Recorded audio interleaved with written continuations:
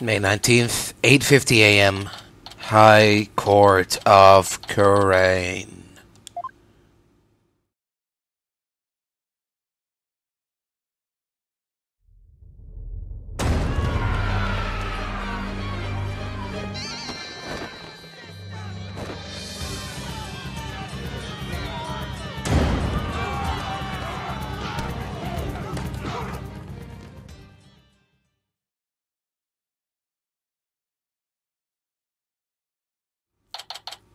May 19th, 9:28.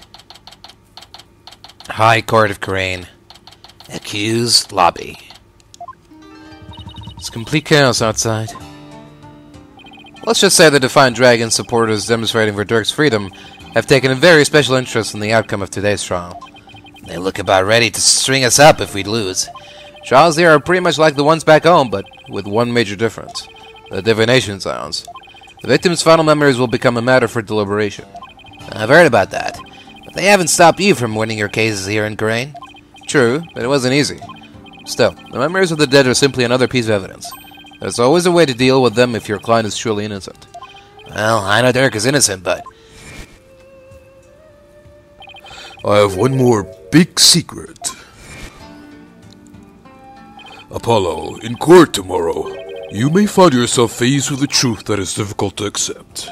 But I know you, and I know you can handle the truth, no matter what it turns out to be. I know that because I believe in you. You're my son, after all. Dhurke, what is that secret you're keeping? Hey, AJ.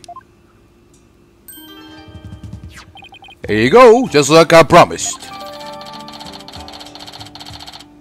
Cool. Thanks, Dots.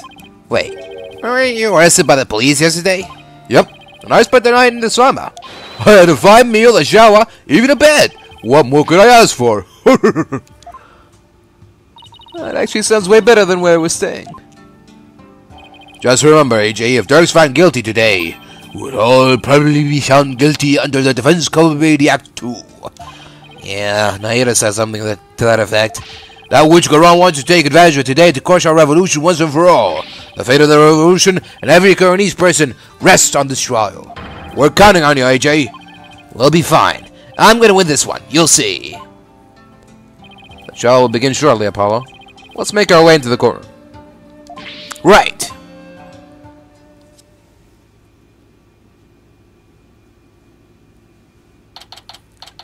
May 19th, High Court of Khura'in.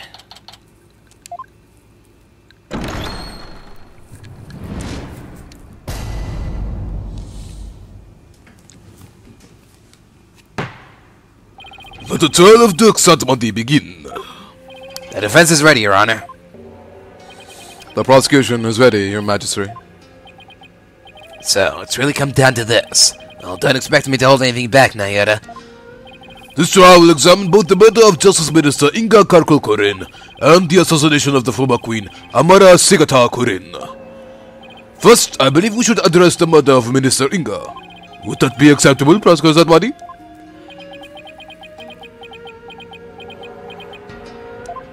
Prosecutor Sahdmadhi?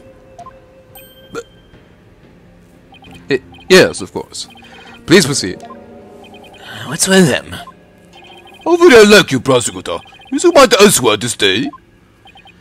Not at all, Your Majesty. Are you really gonna be able to go through with this, Naira? Well, Prosecutor Sahdmadhi, I would be remiss if I failed to voice a concern of mine. I've heard mention that you are son to the accused, Dhurke Sahdmadhi. Yeah, that's true. Does that fact pose some sort of a problem, Your Majesty? A father being prosecuted by his own son? Could one possibly deliberate such a case without having personal feelings intervene? Yes, without question. Can I really handle this? Even Miss Prosecutor Sahdmadhi is going as your father is. How can I decide for crime without me being prosecuted in the first place? Dhurke. Fellow citizens, you would do well not to underestimate my son. He's not one to allow personal feelings to interfere with the execution of his duty. Isn't that right, Naira? I will not stop until my work here is done. See? So all you did is just sit back down before you trip over your own stupidity. Ha! The accused will not take the stand without first being summoned. In any case, if Prosecutor Sahdmadhi has no issue with this arrangement, then let us commence the deliberations. Objection!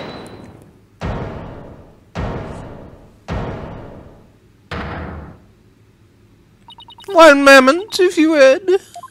Your Eminence? Your Eminence, what brings you here? I know it. Your Majesty, you appear the Prosecutor Sahdmadhi does indeed have some reservations. No, that is not true. Did you truly believe you could deceive me, Nayata Sahdmadhi? One should hold no reservations if one is to stand on these hallowed funerary grounds. I have none, Your Eminence. No, it is clear we cannot leave this matter to you.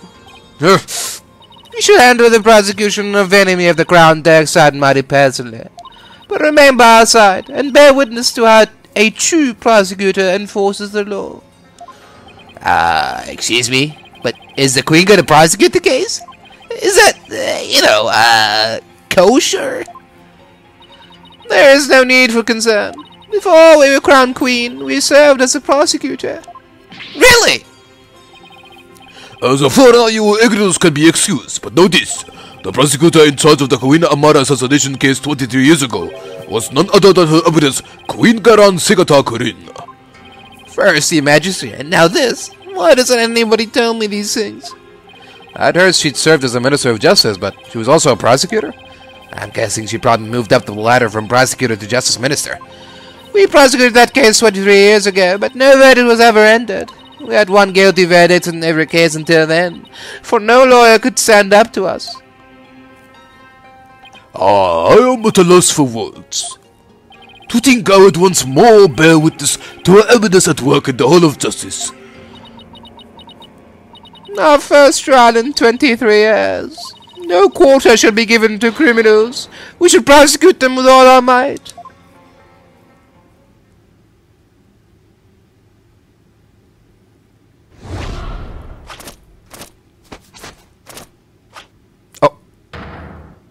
The f...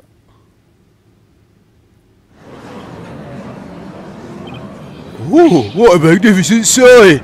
A great start from a prosecutor days to think we could see it once more. What the... That's Queen Garan! Talk about an extreme makeover. It's all coming back now. The feel of my blood pumping through my veins. Woe to you, O enemies of Crane, for I shall personally slice, dice, and grind you up into hog feet. I don't suppose I can ask her to roll back to her polite pre-makeover personality. Know this, lawyer? Yes? Now that I stand as prosecutor, consider your defense's bench as... consider your defense's bench a headman's scaffold. If you wish to leave any last words, I advise you to start thinking of them now. While you still have a head with which to think, that is. Meep! She's dead serious. Now it is time for the Divination Séance. Rayfa, come forth.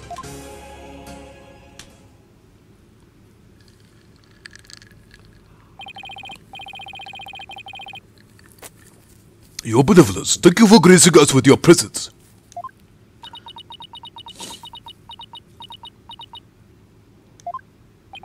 Your Benevolence, I understand it may be difficult for you, but may we proceed with the Divination Séance? Yes, let us proceed. Forgive me for asking, but are you feeling physically unwell? If so, I would advise you to avoid any undue exertion.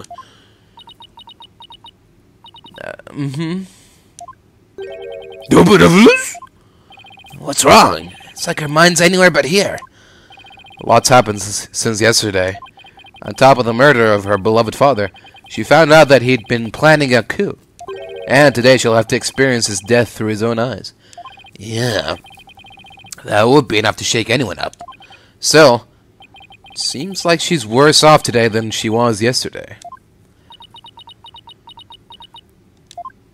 Yeah, I remember her being this depressed.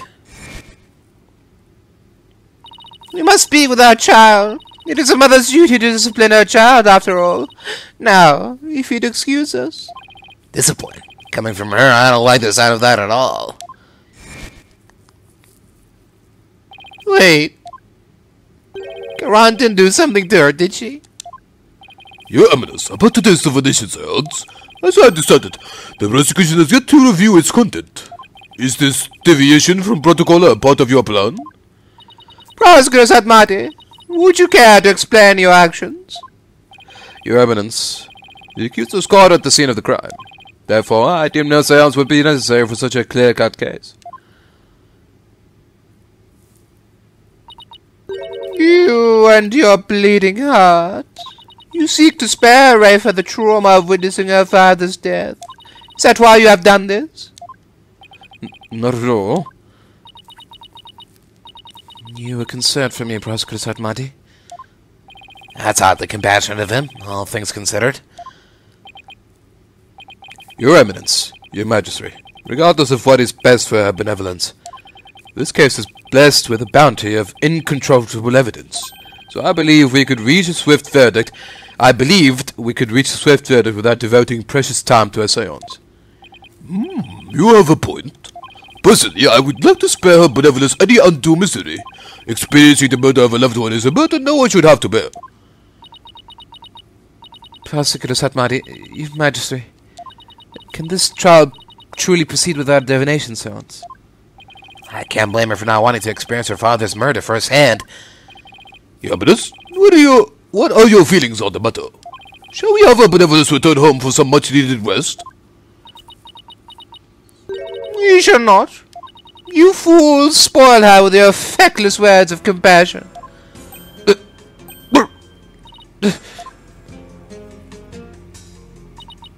Listen well, Rayfa. You have spoken time and time again about how grown up you are now.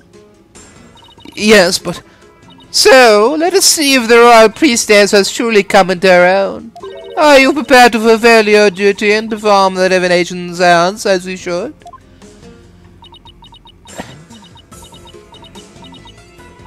Yes. That's better. See? Problem solved. Poor Rayfa. Is this really a good idea? I guess we'll see. Very well. Let us begin the divination séance. Nina, my robe. Oh! Looks like Nina's still missing. It's been a whole day already. Bobhead. Yes? You remove my robe. You remove my robe. What? Why me? Don't keep my benevolence waiting now, Mr. Wright. Can't you see she's ready to begin? Great. I'll be reduced to raw robe remover. It's like she's grooming Mr. Wright to be Nina's replacement.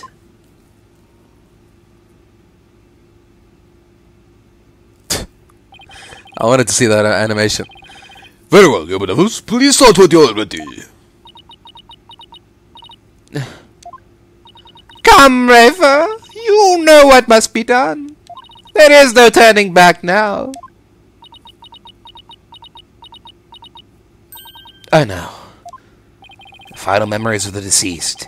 This should be interesting.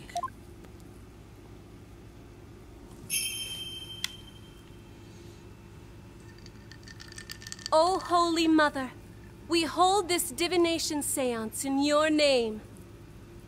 Let the eyes of everyone here be clear, and our ears be unstopped. O dance of devotion, guide the victim's soul to me, so that we may receive their final memories in the pool of souls.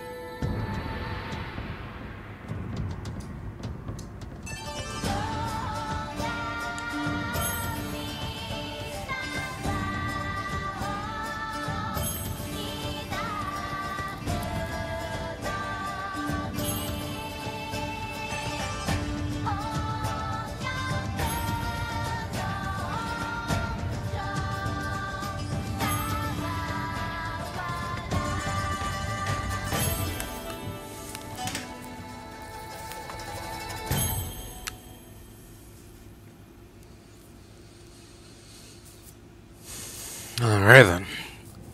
The moment of truth. Here we go.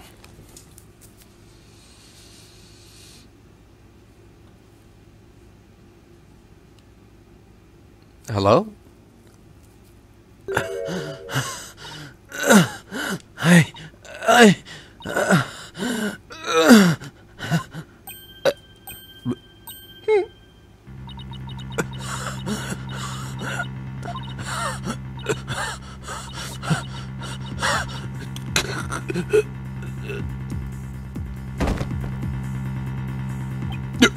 You brothers? What's wrong? This is unacceptable! Bella, take up evidence to the first aid station at once. This is not good.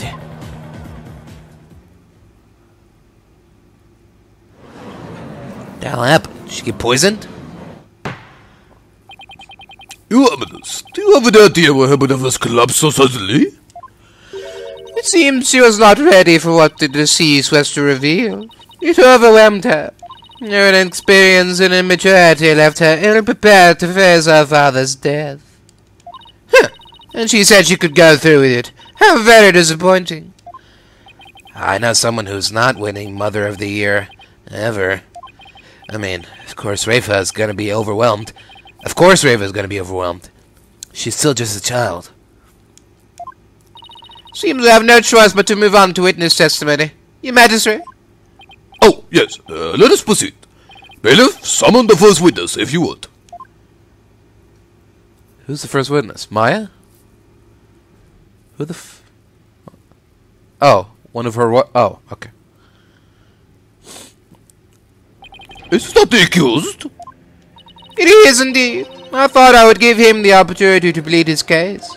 For true justice is more than a unilateral presentation of the facts by the prosecution. That seems uncharacteristically fair of her. However, should the accused fail to produce convincing testimony, he, along with his cabal of traitorous lawyers, shall immediately be found guilty, and their heads will roll from their shoulders. What? I should have known there was a catch. Your court, your rules, same as it always was, I see, Garan. Now then, Mr. Dhurke Sahdmadhi, if you could enlighten us as to what happened. Well, I would, if I could.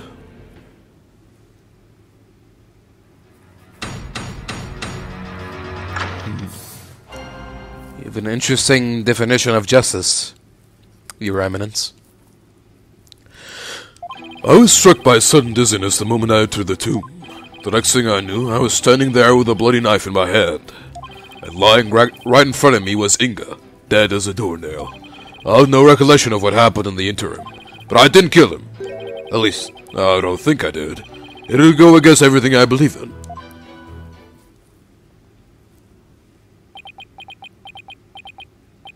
That didn't explain squat.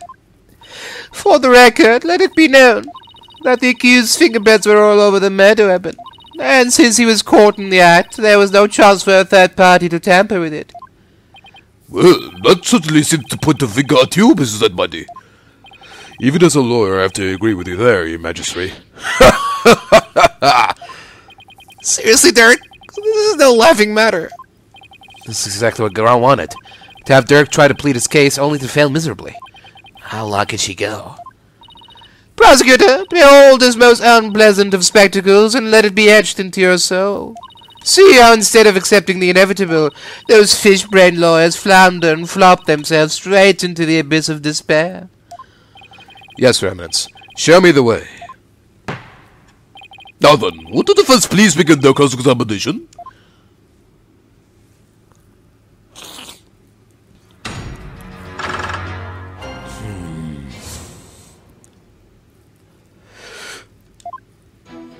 I was struck by a sudden dizziness the moment I entered the tomb. Hold it! You were struck by a sudden dizziness? Was it because of his illness? Is that something that has ever happened to you before? can't say that it has. Maybe age is catching up with me. I'm no spring chicken after all. That's not the issue here. Most cunning excuse. One befitting an insidious insurgent. Oh? A killer who does not recall his crime. How very convenient. Next, I imagine you will plead insanity. You aim to seek a lesser sentence through excuses and subterfuge, do you not? Don't make me laugh, your malevolence. How dare you! I'm merely stating my innocence. I have no intention of offering excuses. It's your base of speculation I would decree as foolish. You deceitful witch. Is it your wish that I should claim your head right now in this very hall? Well, that would certainly speed things along. Dirk, why don't you let me handle it from here? And if there's anything you need to say, you can say it through me, okay? Anything to stop you from needling the Queen. Next time you have an objection, you'd better have some proof to go with it, Dirk. The accused will continue with what he does recall of the crime. The next thing I knew, I was standing there with a bloody knife in my hand. Do you recall anyone putting the knife in your hand, Dirk? Wish I could say I did, but I don't remember a thing from before I came to. You think there might have been a third party in the tomb, son? Yeah, because if you didn't do it, then the real killer must have been there with you.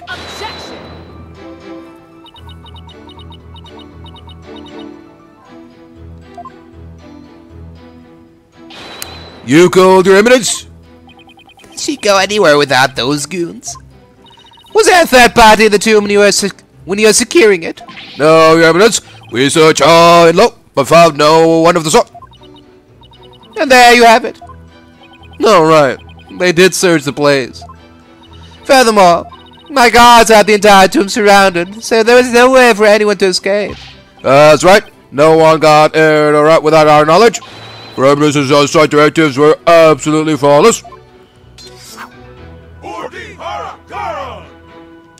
Yep. You see now, the presence of a third party is beyond the realm of possibility. The tomb was, for all intents and purposes, completely sealed off from the rest of the world. What a waste of time. How can it be any more obvious? Dirk must be the killer.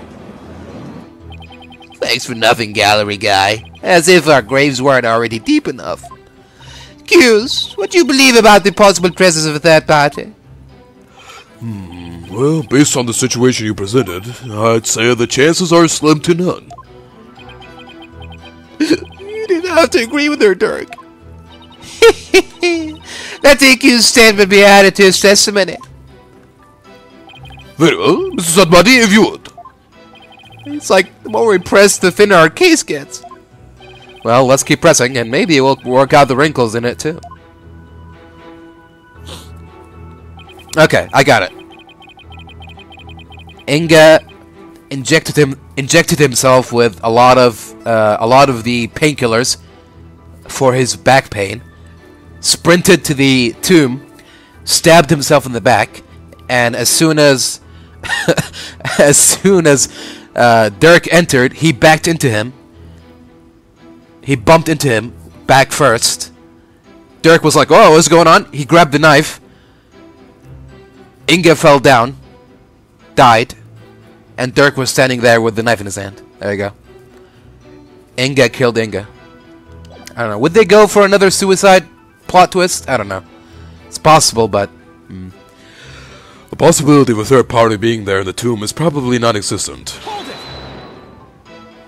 We can't prove you innocent without at least the possibility that a third party was there. Find the possible in the impossible, son. That's just what a lawyer's gotta do sometimes. Isn't that right? Right? Who, me? Yeah, you could say that. I've seen more than my fair share of trials like that. They'd start with no viable evidence, useful testimony, or any hope of winning. But through cold sweat, desperation, and a little luck, I always managed to pull them off. Right. I can see we are kindred spirits, you and I. Gee, second case like that must have Must shave years off your life. If that were true, I'd be long dead. Find the possible in the impossible. Can I prove that it was at least possible that there was a third party there? Dhurke, what did you see at the scene of the crime? Let's see, I came to... And lying right in front of me was Inga, dead as a doornail.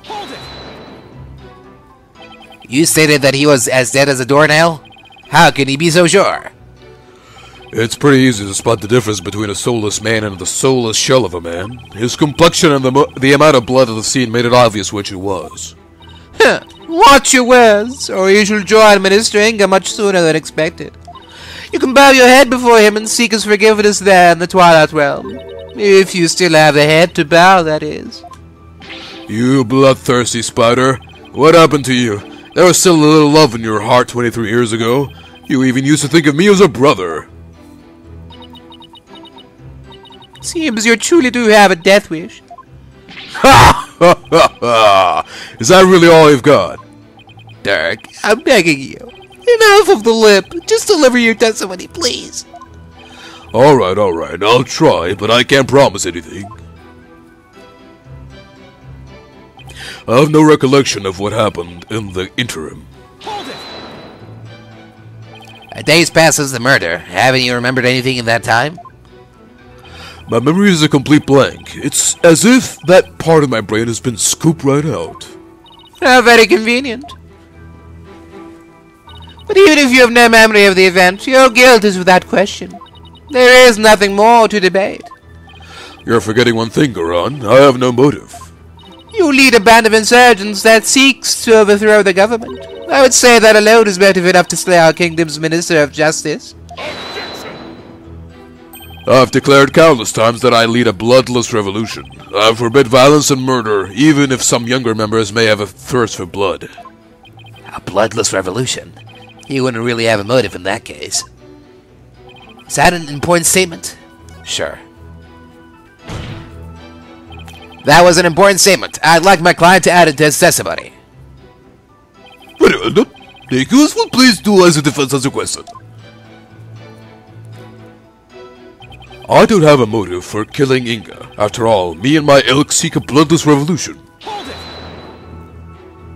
A bloodless revolution? Could you be more specific? I'm talking about dragging this pompous prosecutor here off her bloody throne. So go ahead, Goran, act all high and mighty now, because it's the last chance you'll get. You still speak of rebellion despite the charges against you. You truly are a fool. I will prove your guilt soon enough and display your head for all of Khura'in to see. People will forever speak of you, not as a revolutionary, but as the terrorist you are. You're mistaken, your maleficence. It'll be you the people will speak of, as the tyrant who is overthrown by her own people. I wonder if you will still be spewing such nonsense before the headsman's axe. I'm afraid I'll still be like this in the afterlife, despot. I know that self-restraint is as foreign as apple pie to Dhurke, but I'd really rather go home than to the Twilight Realm after this. But I didn't kill him. At least, I don't think I did. It'll go against everything I believe in.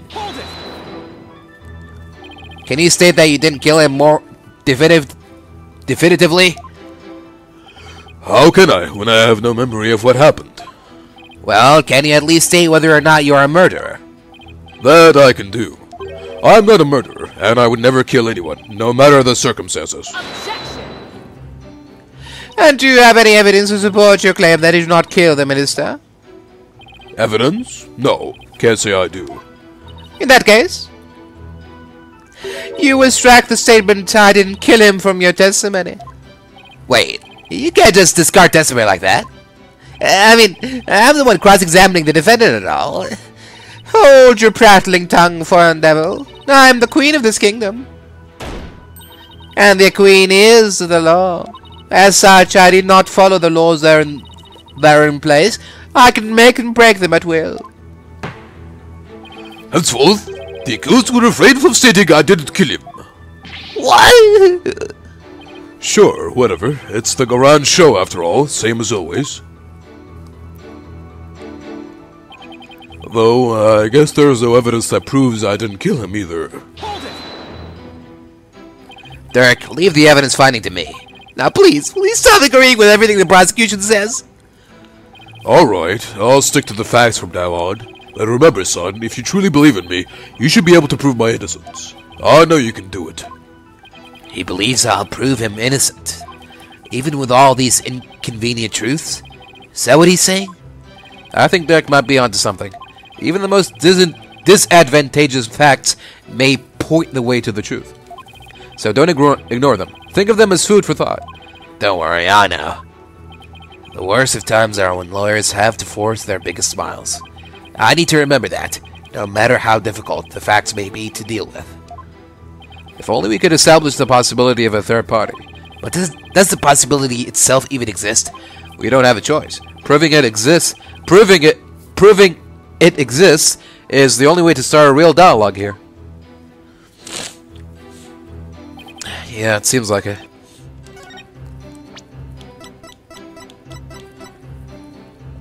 Objection! Your Eminence, I'm afraid this trial will not go exactly as you anticipated. Because I can show how there might have been a third party in that too. Oh, very fascinating. Go on, I do so love a good fairy tale. We did a luminol test at the crime scene, and we found a blood stain that didn't match the Justice Minister's blood. I will remind you that neither Dhurke nor Miss Faye were injured during the incident.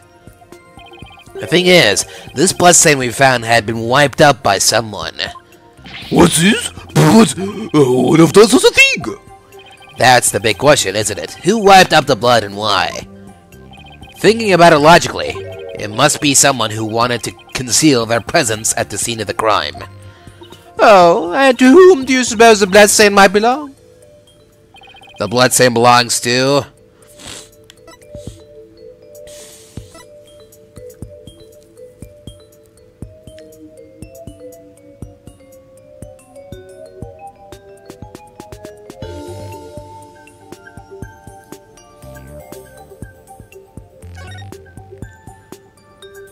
The bloodstain belongs to the real killer, of course. Whoever it was, they were probably shot while they were attacking Minister Inga. And since their blood would give them away, they had to wipe it up. I say this because we know for a fact that the Justice Minister fired his gun in the tomb. Objection! You have the memory of a flea. There was nowhere for anyone to hide. This too is a known fact. Objection! But a bloodstain from a third party means there must have been someone hiding there. Very well then, tell me this. Where was this third party hiding? Oh, the crime scene was thoroughly searched after it was discovered. So if there was a hiding place, it would have to be somewhere no one would ever dare look. Somewhere no one would dare look. Let's have you answer, defense. Now, where could the third party have hidden? Take that! There's one place no one would search, not even the Queen's Royal Guard. And that would be... inside Queen Amara's sarcophagus. Even now, it's locked up tight. No one would find you if you hid in there. I'm told that it's temperature controlled to preserve the mummy within. But if someone dressed warmly enough, they could withstand the cold for a short time. This is sacrilege! Surely the perpetrator of such a foul deed would be cursed! But that's just it. That killer knew everyone would be too scared to open the sarcophagus. True, the guards were so scared of being cursed, they wouldn't even touch it. And when the coast was clear,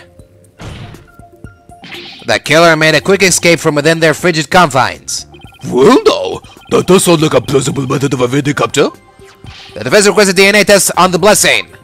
And then we'll see just who the real killer is. Such insolence! Bow your head and kneel, lawyer. So your head may be parted from your shoulders. But the trial's not even over. Oh! How soon you forget. You are already on the headsman's scaffold. As such, I could order your beheading at any moment. All I did was request a DNA test.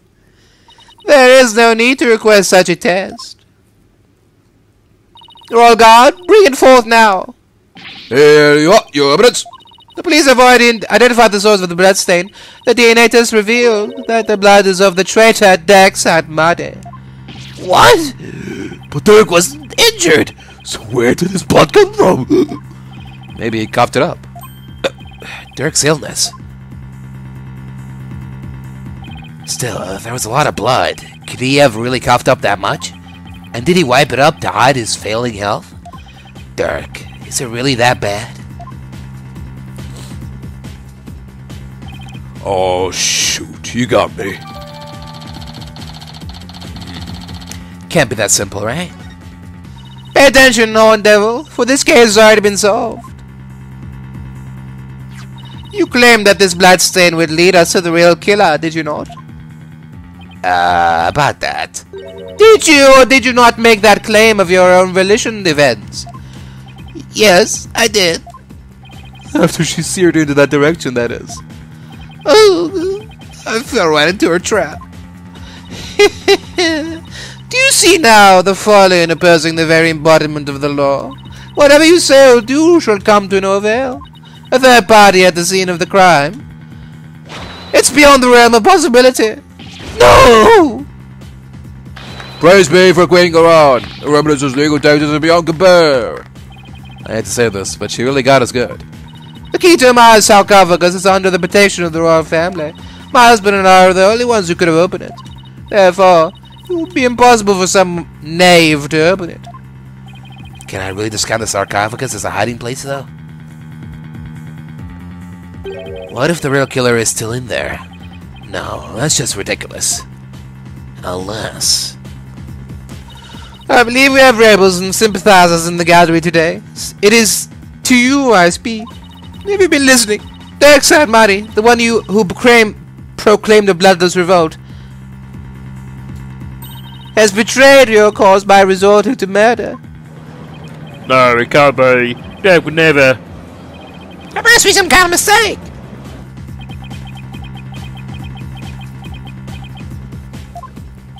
The Defiant Dragons and their sympathizers are starting to have doubts.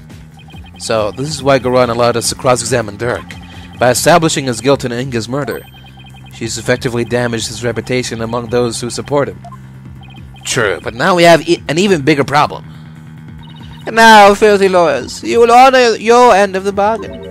Accept your guilty verdict for your failure to explain your client's actions. Gulp. No? Now, I shall pass judgment upon the criminal Dhurke Sahdmadhi. What's this? You shall pass judgment? But your evidence is not my role. Hold your tongue. You are but a figurehead before me, the embodiment of law. Consider yourself dismissed.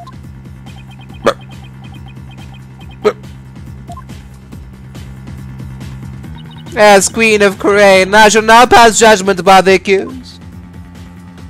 Guilty!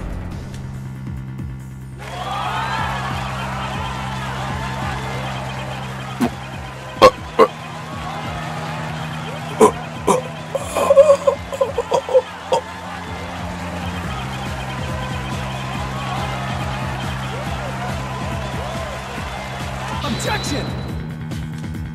Wait. You didn't even give me a chance to rebut. No, when you are defeated, lawyer. But just this once, I am willing to show you the depth of my compassion. Tell me why I should allow these proceedings to continue. Come, convince me. Quick, Apollo. Even if you have to bluff, we've got to keep this trial going. Show her that the crime could have been committed by a third party. How am I supposed to do that? Why don't you start with, how about the timing of Inga's murder? What?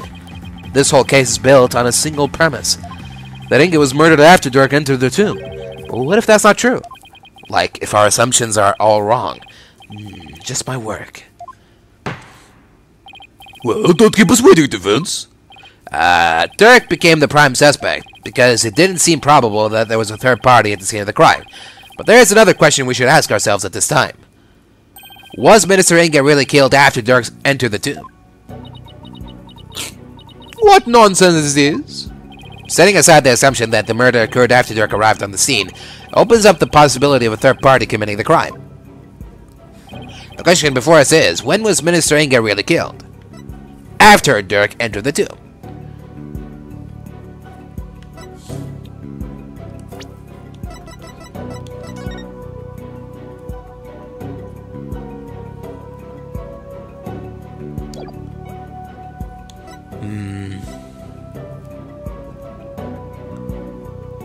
Approximately 3 p.m.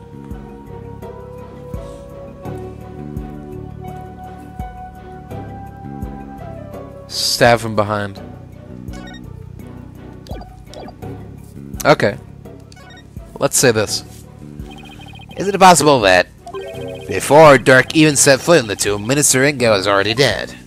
That would certainly make the possibility of a third party more probable. Why, of course. I fell unconscious right after I entered the tomb. Even if I hadn't, I wouldn't have had a clear line of sight to his body from the entrance. Which means... you wouldn't have noticed his body either way. This scenario is entirely possible, and so we can't rule out the possibility of a third person committing the crime.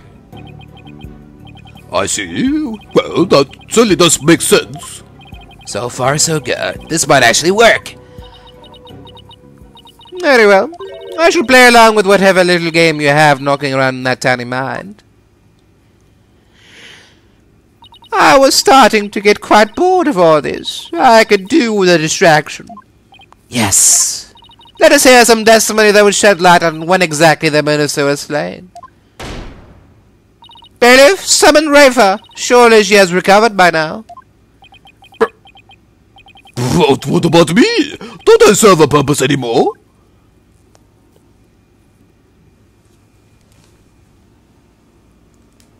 I hope you are feeling better, your benevolence. Must I perform the Divination Séance? What? Oh, no, we merely require a testimony this time. How could my testimony be of any value? Your benevolence? Princess Rayfa seems awfully depressed. After what she's been through, summoning her again is like rubbing salt in the wound. Being unable to perform the seance was probably the last straw. I hope she doesn't pass out again. Dhurke Sahdmadhi, may I ask you something? Of course, your benevolence. I've been meaning to ask you this since yesterday. Did you know about Queen Amara? And about me? From where did you hear such a thing? From Mother. And only yesterday. Rayfa was carrying on about telling the truth to the people. So I told her. I told her what the truth really was. For it is up to a mother to discipline her child. I see. Be that as it may, your benevolence, it has no bearing upon our trial here today. So, there is no need to let it trouble you. I know.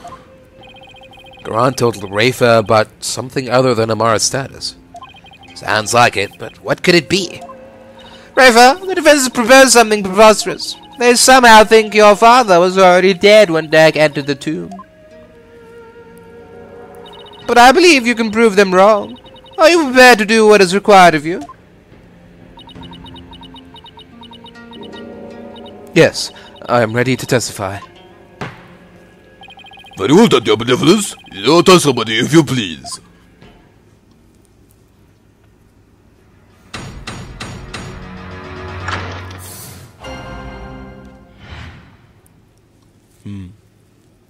Okay.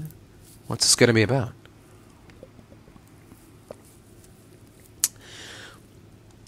On the day of the murder, I was gazing upon the courtyard from my second floor veranda.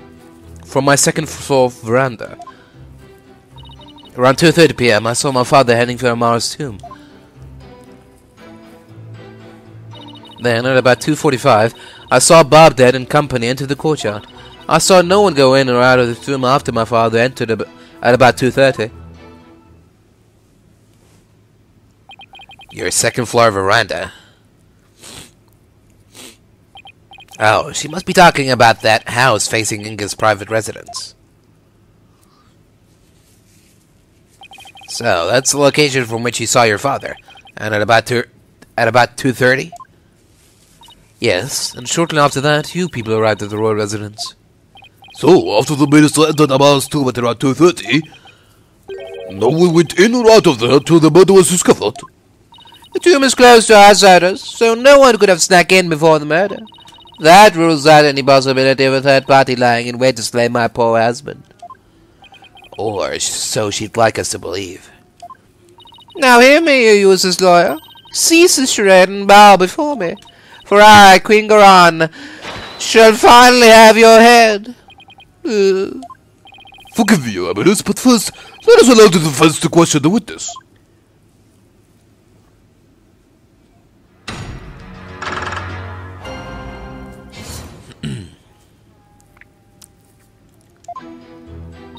On the day of the murder, I was gazing upon the courtyard from my second-floor veranda. Hold it!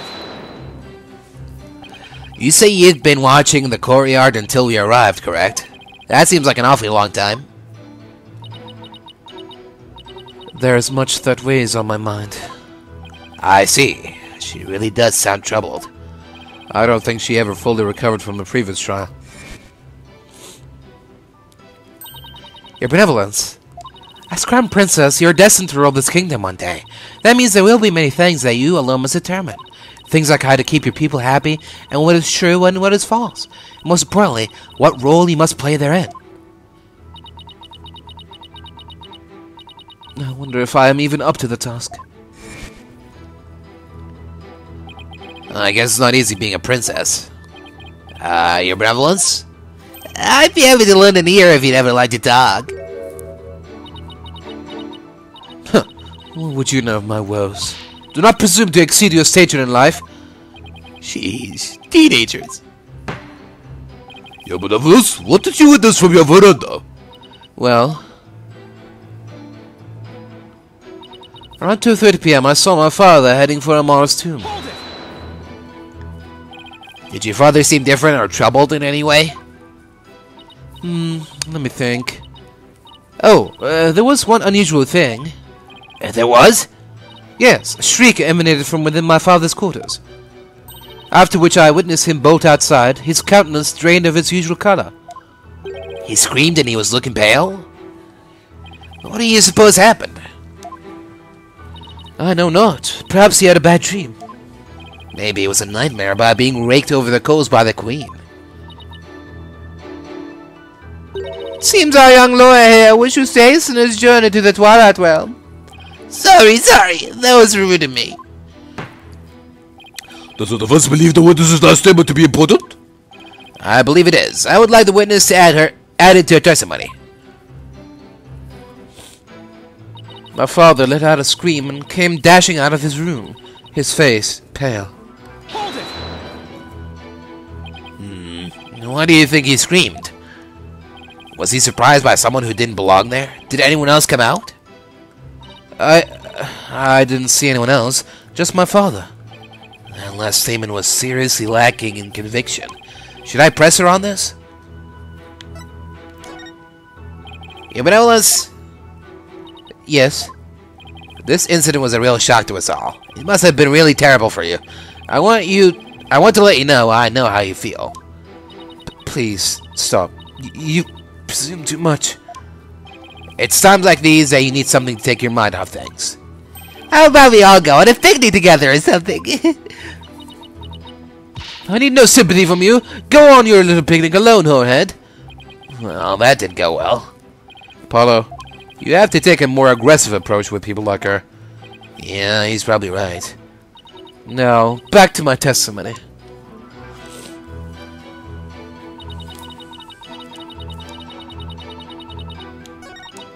Hold it!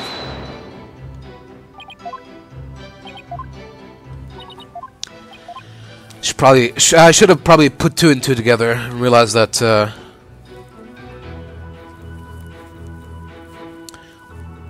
she's been trained to respond only to aggression. Wanna get nuts? Yeah, but now let's have some details. The more the better. Details, you say? Yes. For example, are you sure you didn't see anyone in the royal residence before 2:30?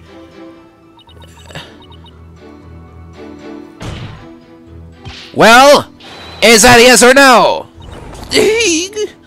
Foreign devil, I've been gazing upon the courtyard since about 2 yesterday. Yet I saw none other than my father. Oh, if only I had stopped him then. Sniffle. I think you've struck a nerve, or rather, obliterated one. Maybe I pressed a little too hard. Still, that last statement seemed a little off somehow. So, you didn't see anyone except your father in the courtyard after 2 p.m., huh? Please add that to your testimony, Your Benevolence. I had been gazing upon that courtyard since about 2, but father was the only one I saw. Hold it! Is the royal residence always so empty? Naturally, it is where the royal family lives, and we are few in number. Besides Nina and the little birds who visit, I have no one else to talk to. Is there anything more stereotypically princessy than talking to birds? So, Nina wasn't around at all yesterday. Seems she was quite busy. I was all alone the entire day. It's been like that a lot lately. Rayfa doesn't go to school, so she probably doesn't have any close friends. She must lead a rather solitary life. I guess being a princess isn't all it's cracked up to be. Rayfa, I should buy you a new servant. I don't want you to buy me a servant like some sort of pet. I want Nina. I'm beginning to see why Rayfa turned out like she did. Your Benevolence, please tell us about what happened after you saw your father. Well, it was around 2:30 when I saw him heading for the tomb. Then, at about 2:45, I saw Bobhead and company enter the courtyard. Hold it! 2:45. Yeah, I believe that's around when we arrived. Mr. Wright, Athena, Dhurke, and I were running toward the tomb. Yes, I was taken aback, as we don't normally see commoners in the palace courtyard. Even more shocking was that Dhurke, a wanted man, was with you. Yeah, I suppose so. I thought the villainous leader of the Divine Dragons was here with his minions. Because it was, you know, time for a revolution. I think you've been watching too much of that TV show. I've already banned this broadcast for containing content unsuitable for our kingdom. Besides, the actress playing Rayfa looked nothing like her. I can't have my subjects feeling so disappointed when they see the real Rayfa. Mother! Why are you so cruel to me? Are you so ashamed? Once I'm all grown up, I shall be just as full-figured as that actress. She's placing all her hopes on one final growth spurt. For her sake, I hope it's in her DNA. I suppose you could always hope for a miracle. I'll show you. I shall double my milk intake and grow up big and strong.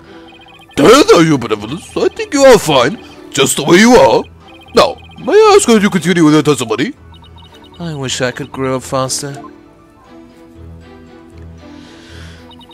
Eesh. Okay then. I'm not gonna touch that.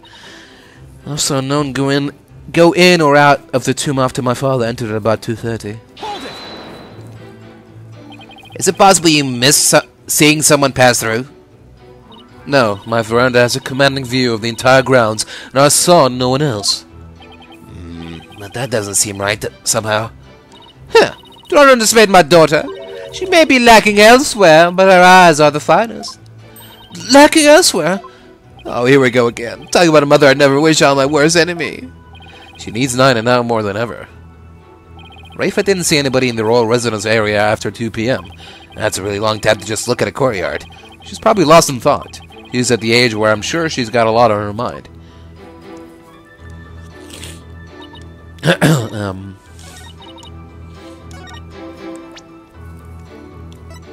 Okay. What do we present against this?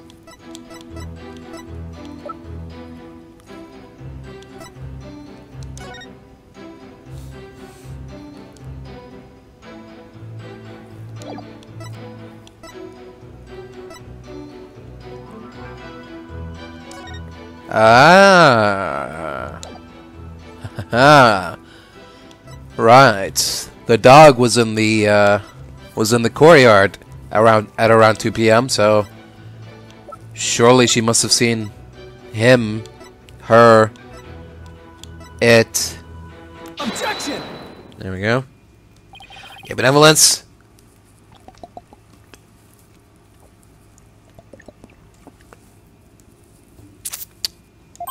You're covering for someone, aren't you? Huh? I don't know what you're talking about. Sorry, Rayfa, but you're not gonna like this. Well, the thing is, I have a statement here that you might find interesting. It's from a witness who claims that around 2 p.m. his dog got loose and ran into the palace courtyard. That's when the little fella stole this hat from someone. Huh, that's Nina's! I mean, nothing, never mind.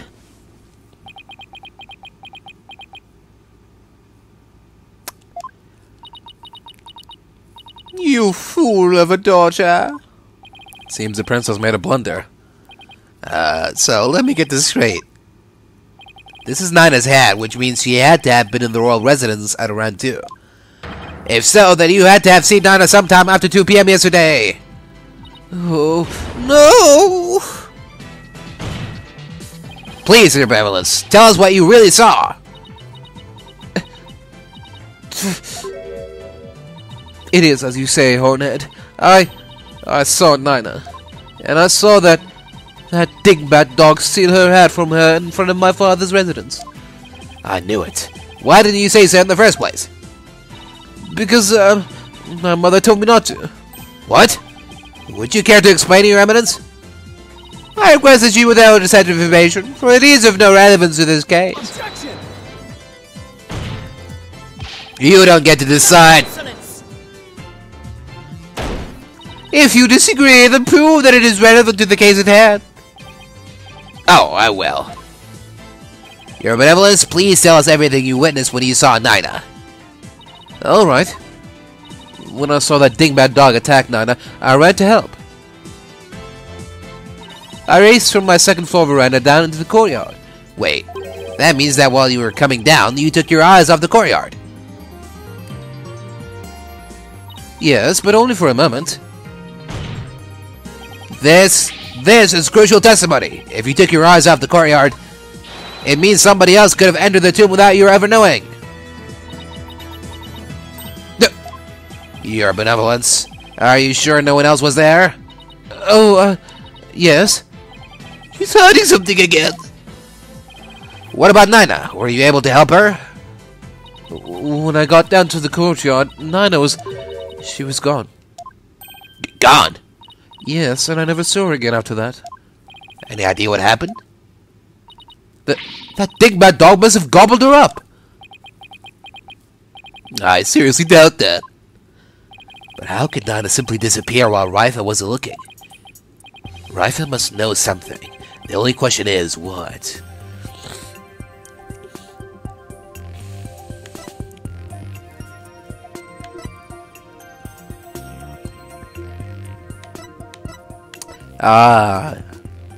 She disappeared to Inga's quarters, and that's why he screamed? Do you have any idea where Nina disappeared to? What do you mean?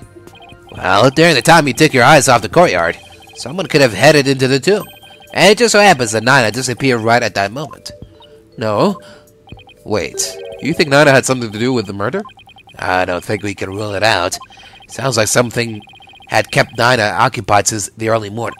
Plus, she was seen right before the murder, and then seemed to vanish into thin air. You're right. And since she's Rayfa's attendant, she could come and go as she pleased within the palace grounds. Could Rayfa's attendant really be the killer? But that would mean... First my father, now Nina. These were the people I trusted most. How could this be? Objection! Huh. Not heed their lies. Lawyers are a foul breed, quick to claim that a third party is to blame for a crime.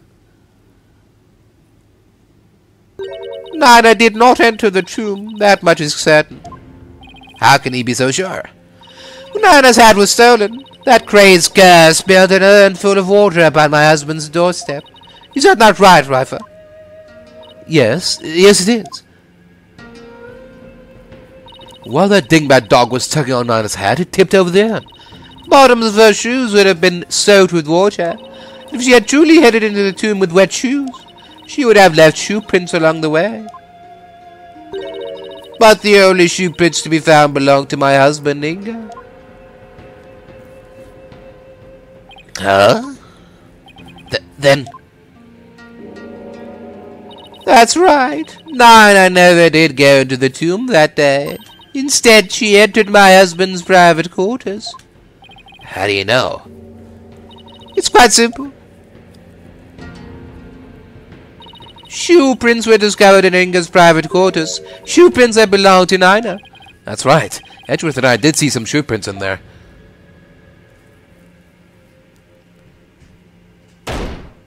Now, do you understand? Nina could not possibly have gone into the tomb.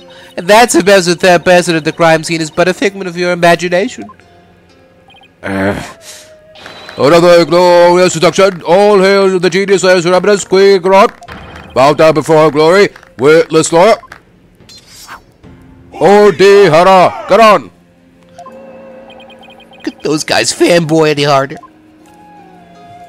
But is it really true? Did Nina not go into the tomb? Excuse me, but... Mr. Wright? Your Benevolence, what time was it when that dog attacked Nina? I believe it was about 2:15 p.m. I see. Apollo, Nina entered Inga's private quarters at around 2:15, and Inga came racing out at around 2:30. Pale-faced and screaming, then... I know what you're getting at. Yes, that might explain his scream. Would the defense please share the theory regarding Justice Minister Inga's scream? Certainly, Your Majesty. Mr. Inga screamed because...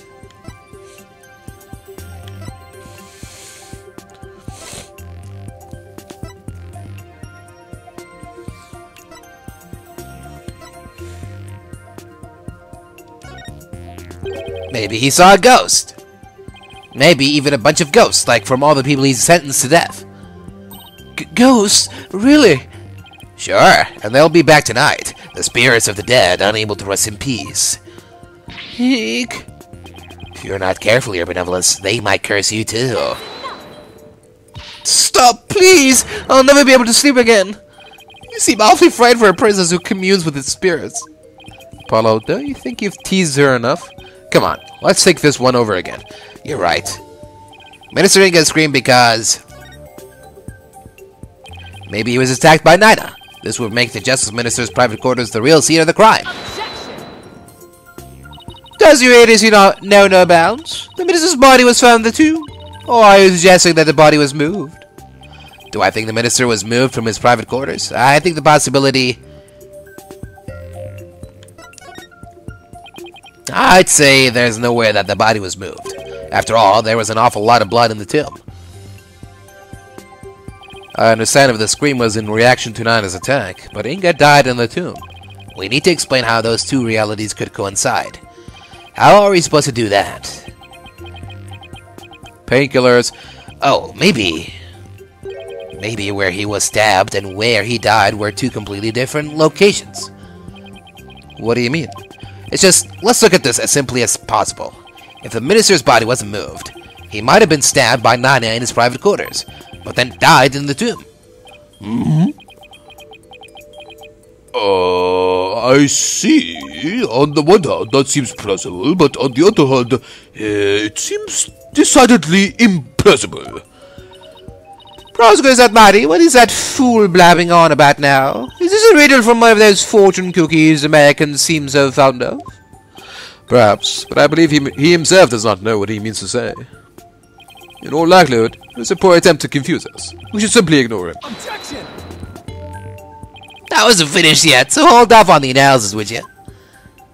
The autopsy report never stated that the minister's death was instantaneous, so he could have conceivably moved from one place to another after being stabbed. Oh my! Are you suggesting he ran all the way to the tomb with a knife sticking out of his back? Well, yeah, that's the gist of it. In short, Minister Inga saw Nina with a knife, let out a scream, and when he turned his back to her to flee, right, and that's when he was stabbed from behind. Well, Your Majesty, does my theory hold water? Insolence! How dare you bore me like this? Huh? You are a humorless moron, spewing an endless stream of unamusing drivel. How was you trying to be funny, Your Eminence? Prosecutor, enlighten this ignorant clown in lawyer's clothing. Your Eminence. Ha!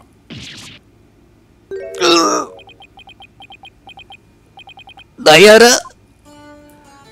You dull, slow-witted, putrid-minded lawyer. Perhaps you would be too stupid to notice you had been stabbed in the back, but a normal person would have noticed due to the excruciating pain. No, hold on! Allow me to teach you the meaning of pain. Please stop! It has a point. Normally, most people would notice a dagger in their back. Well, yeah, I thought someone could ignore pain like this. Still, in this case, it's the word normally that we should emphasize. Apollo, take another look at the court record. Right. There must be something that explained this. There is a reason Inga didn't feel any pain, and the defense will submit evidence proving just that. Very well, please present your evidence. Why didn't Justice Minister Inga notice that they had been stabbed? Finally. Take that! Those are my father's painkiller shots. The defense will explain the significance of this evidence. Minister Inga suffered from terrible back pain, so he often injected himself with these. We're told that one shot in the back would make all his pain go away. With this, it's easy to explain what happened.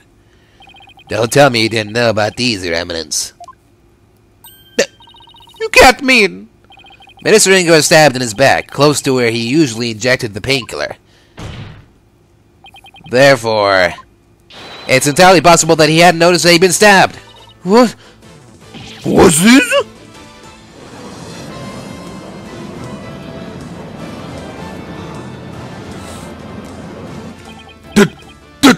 Are you suggesting Justice Minister Inga really ran off with a knife protruding from his back?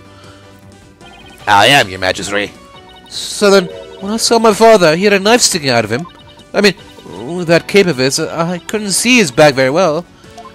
Yes, the knife was there. It was just plunged in so deep he didn't notice it. He didn't notice it under the cape. Therefore, when he saw your father, he was already dead. Murdered by Nina in his private quarters. Falkunka!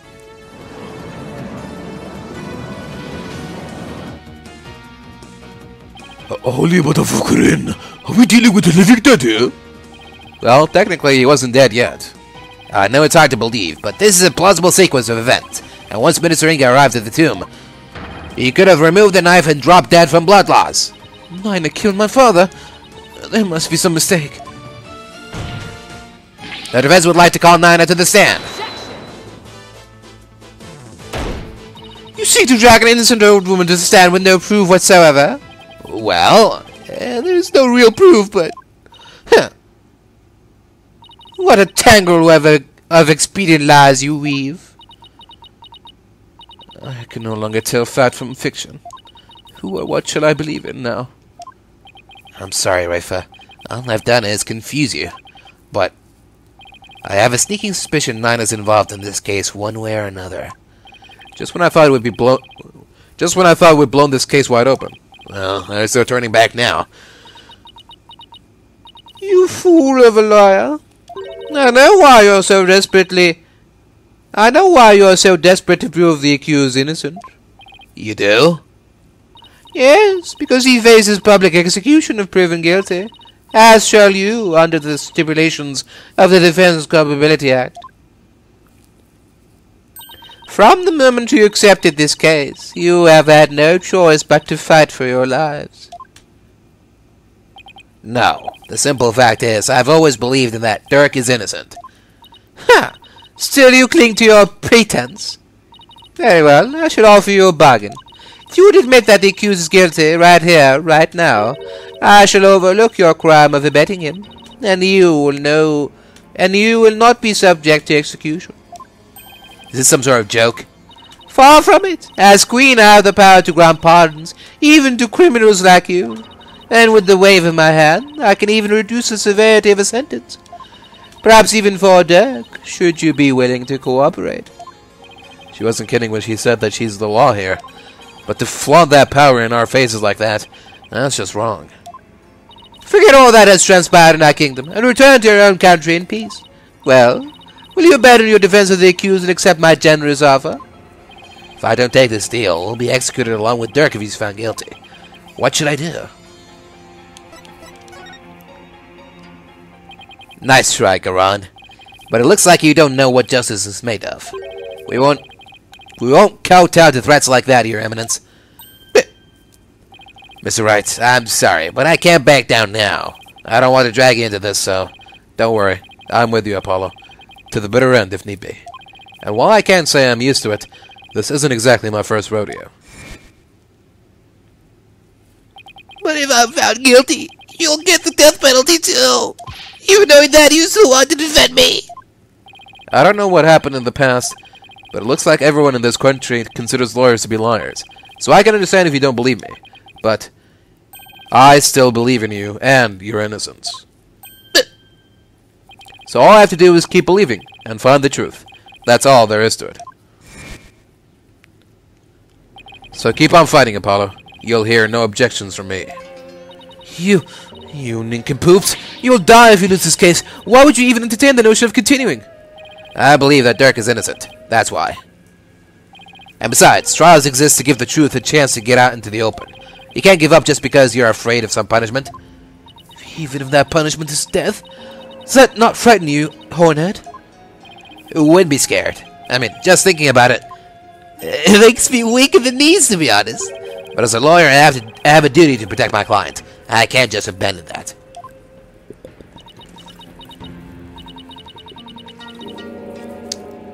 A duty you're willing to die for? And yet, Duty. It's a heavy burden, alright. Rayfa looks like she's really struggling. Your benevolence. As Crown Princess, you are destined to rule this kingdom one day. That means there will be many things that you alone must determine. Things like how to keep your people happy, and what is true and what is false, and most importantly, what role you must play therein. I wonder if I'm even up to the task. But it's no surprise, considering the torrent of painful truth she's had to face.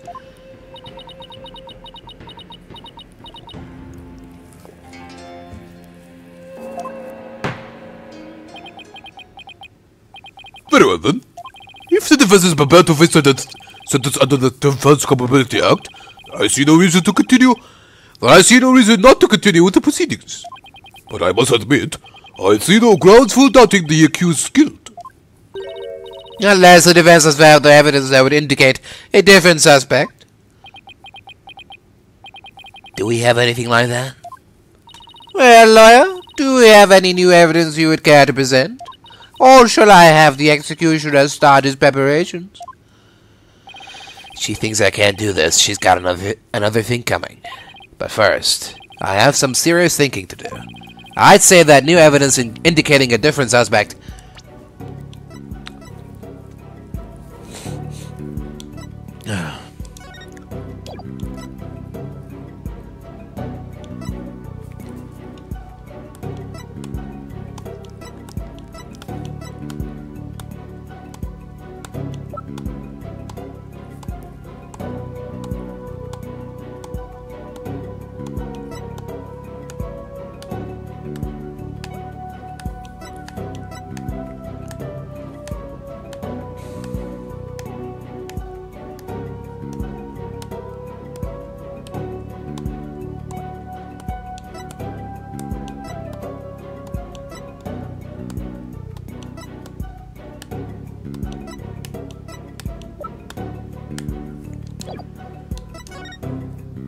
Such evidence does not exist. Just as I thought. I was so hoping you would present meaningless evidence and allow me to claim your head. Glad I didn't walk head first into that one, then. So, what now, Apollo? Well, unless we can prove that Nina killed Inga, this trial is over, and so are we. Isn't there still a way to get the proof we need, even without evidence? You know, a key means of obtaining testimony here in Korean? Wait, are you actually suggesting... It certainly won't be easy, but it's worth a try. Your Majesty, a crucial step in uncovering the truth behind this case is yet to be taken in this trial, but I'm positive that I can back up our claim with this one step. You mean you will be able to prove that Nina killed Justice Minister Inga? Just how do you propose to do that? With the help of a certain someone. You need help? From someone? I can't imagine who it could be. But I suppose I must ask. Whose help do you need to uncover the truth? Take that! But that is... Me? Here in Kurain, legal proceedings include the viewing of the victim's final moments. But that requires your benevolence's help. Such information is just as vital as any other piece of conclusive evidence. If you're right about this, Rayfa's power should enable her to see the very moment Nina stabbed Inga. It will be hard to watch your father's murder, but it's the only way to uncover the truth. Your benevolence, we need you and your power. You need me? Objection! Wretched simpleton, did you not see what ensued in the previous attempt? You would only succeed in wasting more time. Or is it your goal to make her collapse again? Objection! The princess said she was prepared earlier. Besides, it's her duty as royal priestess. I'd say it's all up to her now. Am I prepared to fulfill my duty? Isn't a divination seance required at all trials anyway? If so, I imagine there'll be a problem with handing down a verdict without one. Indeed, it would be problematic. Under Kurani's law, seance must be conducted before a verdict can be rendered. Such insolence! Yikes! Huh. Must you try my patience so? If I must dispense with that vexing law, then dispense with it I shall. Huh? As ruling sovereign of Kurain, I proclaim the following.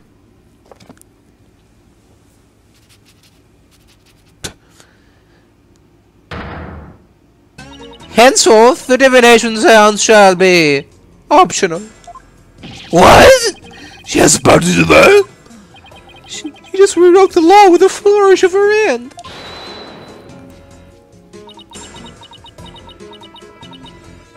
Mother, I do not wish for the trial to end like this. It is as the defense said. I must not neglect my duty simply because I am afraid. I shall go with it this time. I shall go through with it this time. I will conduct this seance once more. Such insolence! Rayfa, do not be fooled by his lordly guile. You are not prepared to witness your father's death.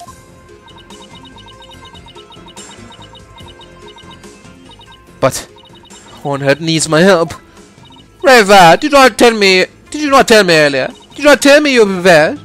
But despite your grandiose posturing, you collapsed in the most piteous fashion. Even worse, you have erred in your insights of late. For has not the barbed one there overturned them more than once? You cannot be trusted to keep your word, nor can you reveal the truth through your insights. So I say to you, be gone! This sacred hall of justice has no need for such a worthless royal priestess. Worthless? Well, how could she say that to her own daughter? So, Mother, you think me worthless? Objection! Her benevolence says she can do it, doesn't she?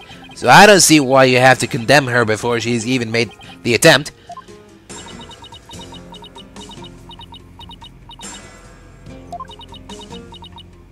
Very well, Horn Devil. If you really are so bent on having a seance, I shall give my consent.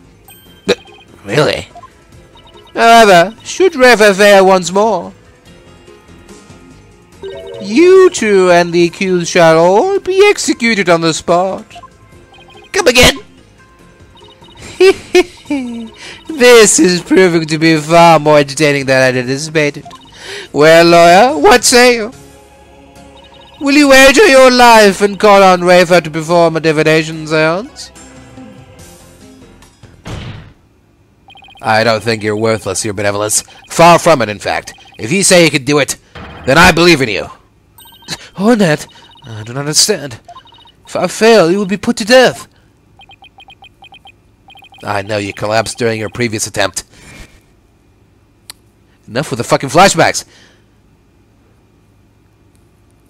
Yes, we saw that. It was only like 30 minutes ago. I can't even imagine how terrible it must have been for you. But despite that, you are willing to try again. I have faith in that conviction, in that courage. My courage. Ah, so she was doomed to fail if she didn't have the courage to perform the seance. But it looks like she's got the determination to try again. Right. And that's a bet I'm willing to take. But it is as Mother said. I have erred in my insights as of late. Not only have I failed to reveal the truth, I've also contributed to false accusations. Knowing that, can you still say that you believe in me? Objection! I wouldn't take stock in those words, Your Benevolence. Despite what your mother says, I don't think you've made any errors at all. Huh?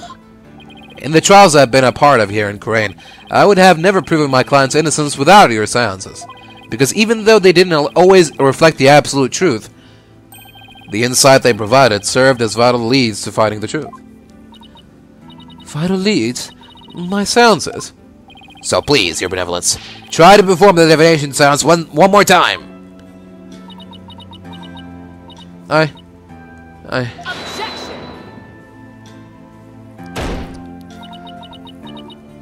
Rayfa, stop this madness. It is for your own good.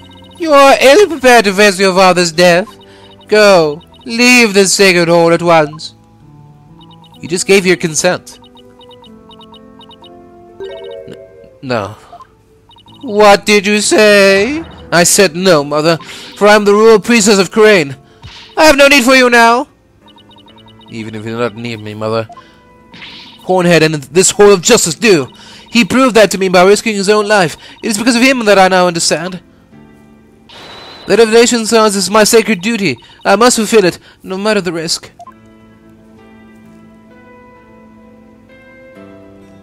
Your Benevolence.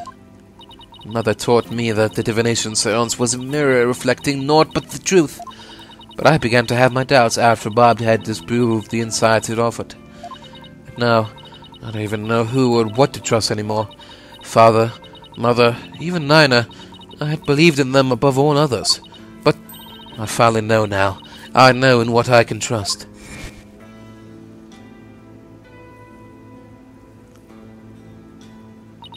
The royal priestess must debate each seance with the presiding lawyer and prosecutor.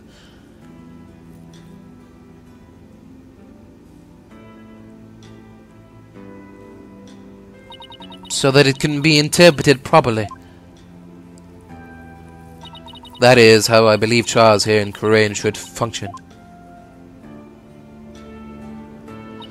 Therefore, the whole of justice needs me.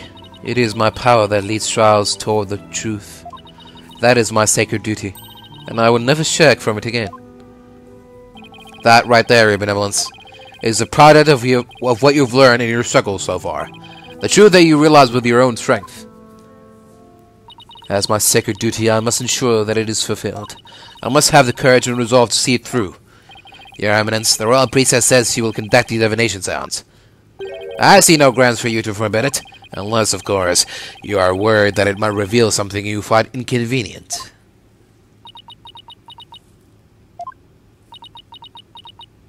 Mother, I am done letting you have your way. Rayfa, you would actually rebel against me, your mother and queen.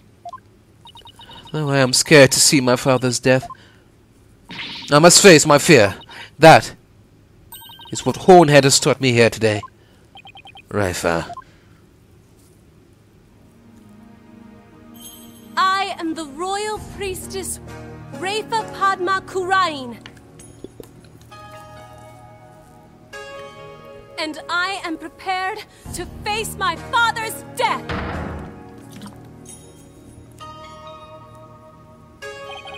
Your Eminence, it seems the princess is more grown up than you thought.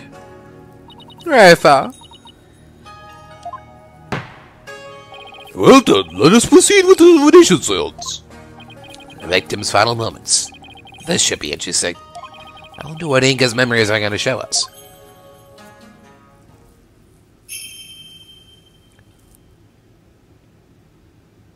O Holy Mother, We hold this divination séance in your name. Let the eyes of everyone here be clear, and our ears be unstopped.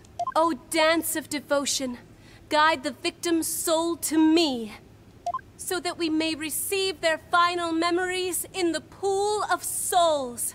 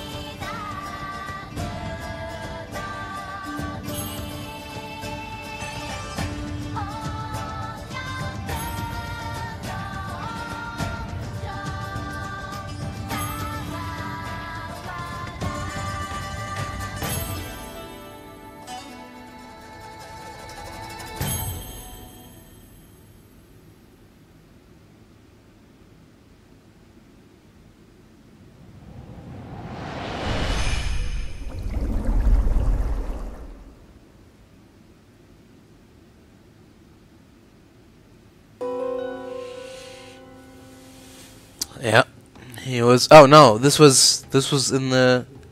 This was in a Mars tomb. Yeah, yeah. Innocence. Footsteps. Yep, yep, yep.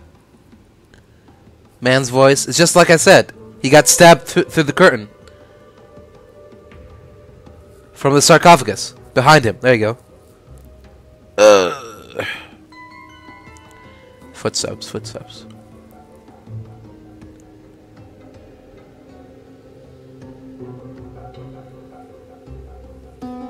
Oh.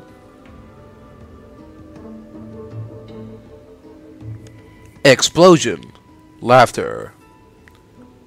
So maybe I was wrong there. Maybe it was.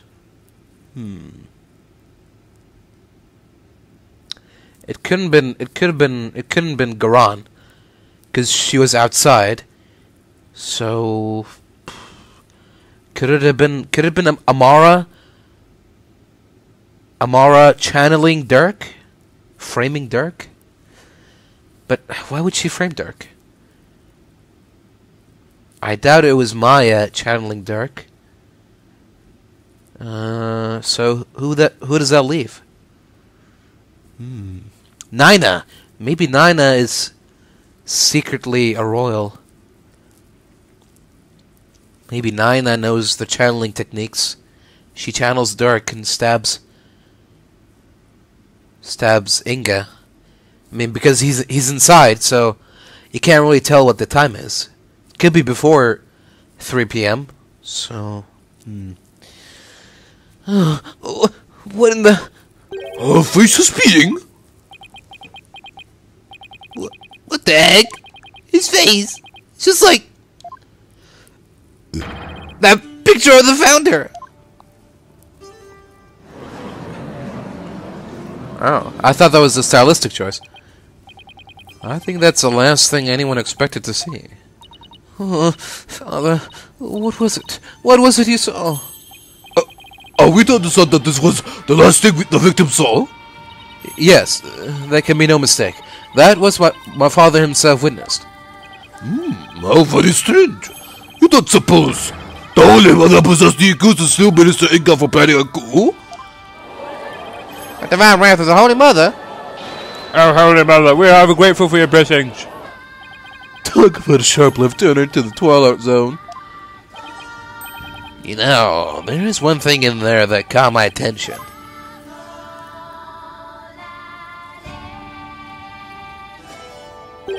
That laugh. Who does it belong to? And why are they laughing? Who knows? Though I suppose it could be Dak after he slew my husband. Uh-huh. That figure didn't even have a mouth.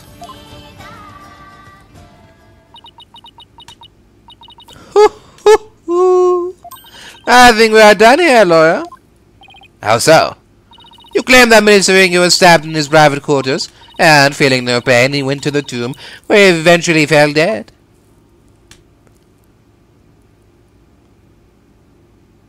But this seance vision proves he was stabbed in the tomb, and felt great pain, no less. Oh, that. Therefore, as I said it all along, it was the accused who stabbed the minister in the tomb. Everything just backfired, big time. Wow, Quran has the devil's own luck, doesn't she? Now then, I shall give voice to the soul of the deceased. Listen well and heed these words.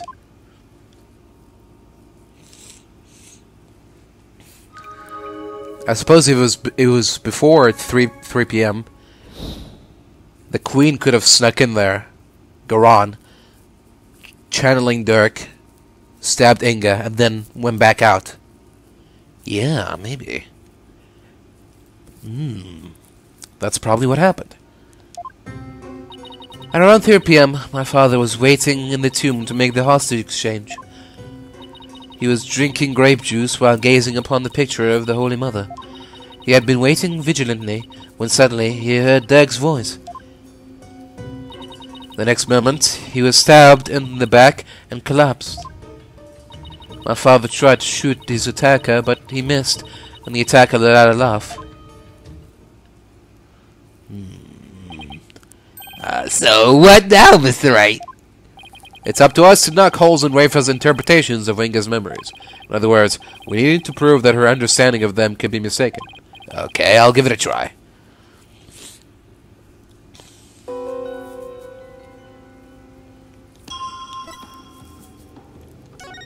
Drinking grape juice. I mean, grape juice is like, it's got a sweet and sour taste to it, so that's fine, I guess. Don't need to get that nitpicky just yet. Waiting vigilantly, suddenly heard Dhurke's voice.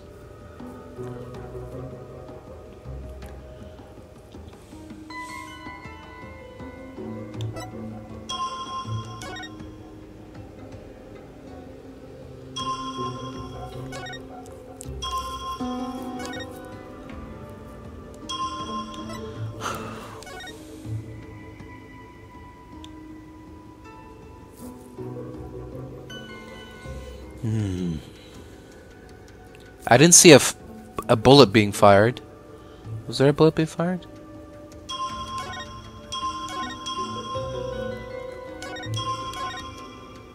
Oh, the explosion. Huh.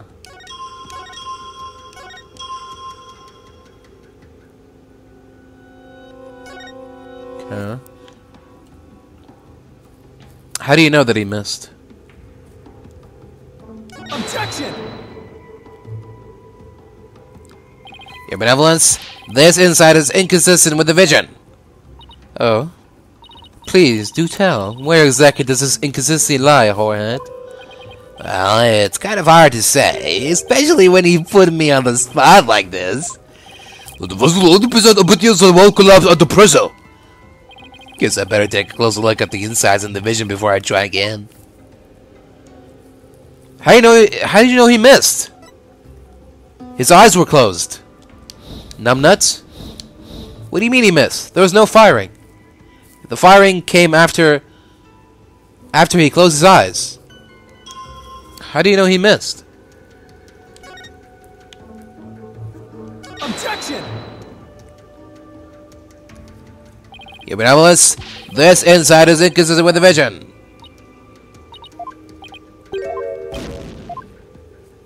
I don't get it.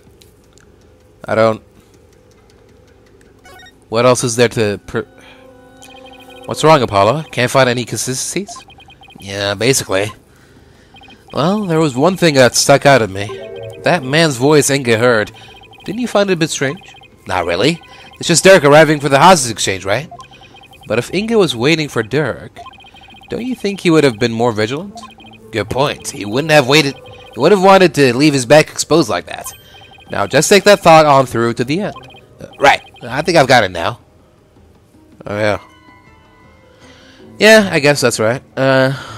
Also, the fact that Dhurke said that he collapsed immediately after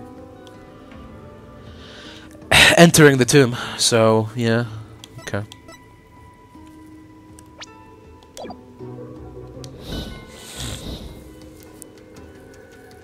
So, like this? Objection! Okay. Your benevolence, there seems to be an inconsistency in your interpretation. Inconsistency? Where? Minister Inga is far too relaxed for what was supposedly about to take place.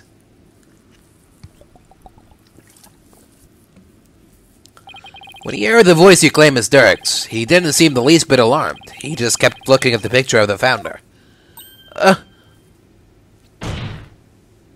That's strange, right? He was waiting for Dhurke to arrive with the founder's orb, but when he heard that voice, he didn't even turn to look. Don't you think he would have been worried about being attacked from behind? Then whose voice was it? It was likely someone whose presence wouldn't have alarmed him. Someone like... a friend? Objection! There's no third party at the scene of the crime. Therefore, the voice can only have belonged to Dhurke. A voice of a third party who wasn't there in the tomb. Apollo, don't we have something that could reveal the owner of the mystery voice? You know, I think we do. Something that Inga had while he was waiting for Dhurke. With it, we just might be able to figure out whose voice it was. I believe we can identify the male voice Minister Inga heard with this. What?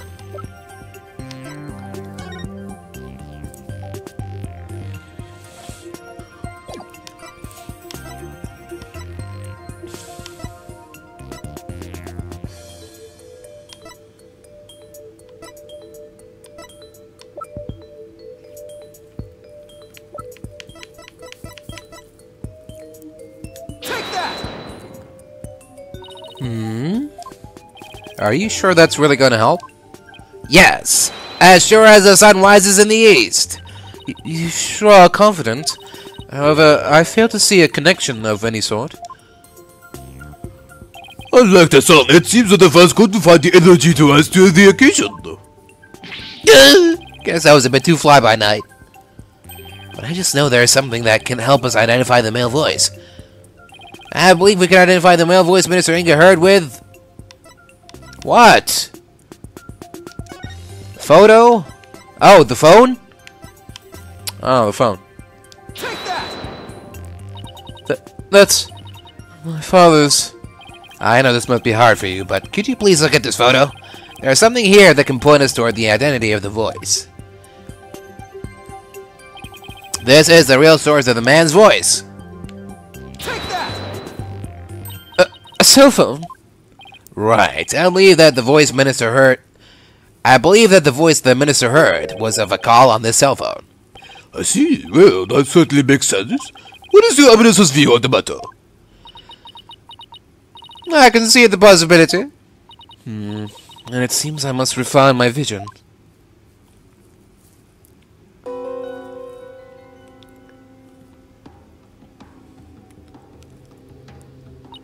It appears that the voice belonged to one of my father's subordinates.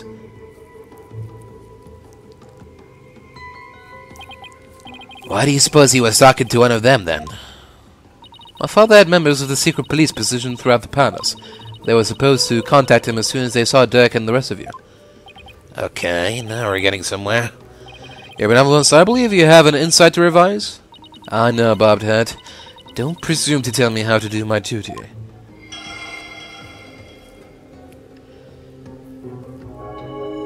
My father then took a call from a subordinate at the palace. My father tried to shoot his attacker, but he missed, and the attacker let out a laugh.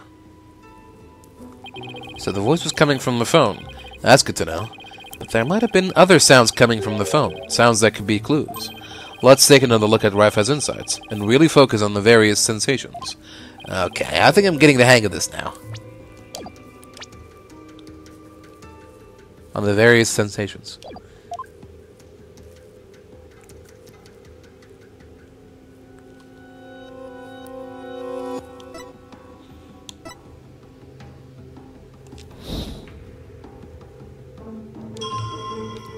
Oh, okay. Smell of incense, grapes.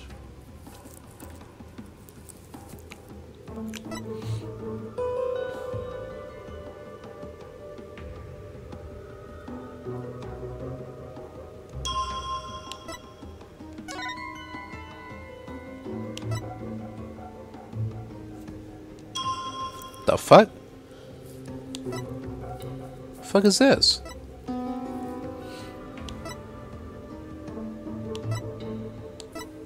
A lion's roar. What?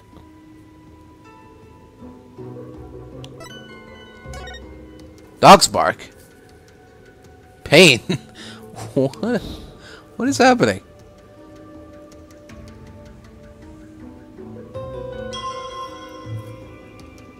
A lion's roar? Sight. Oh.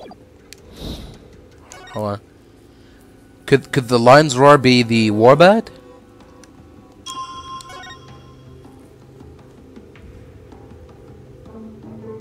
Objection! You're anomalous. This is division. Oh? Please, do tell. Where exactly does this inconsistency lie, Hornet?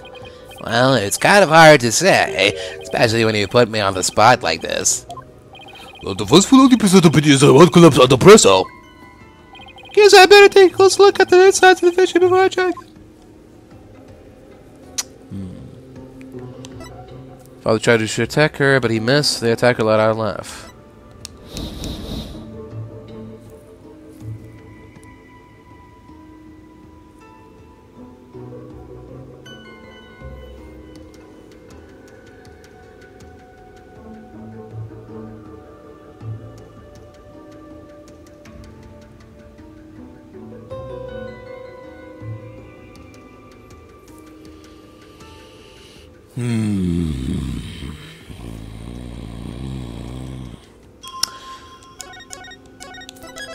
So the problem is with the lion's roar / dog's bark, but what statement does it contradict? I don't know.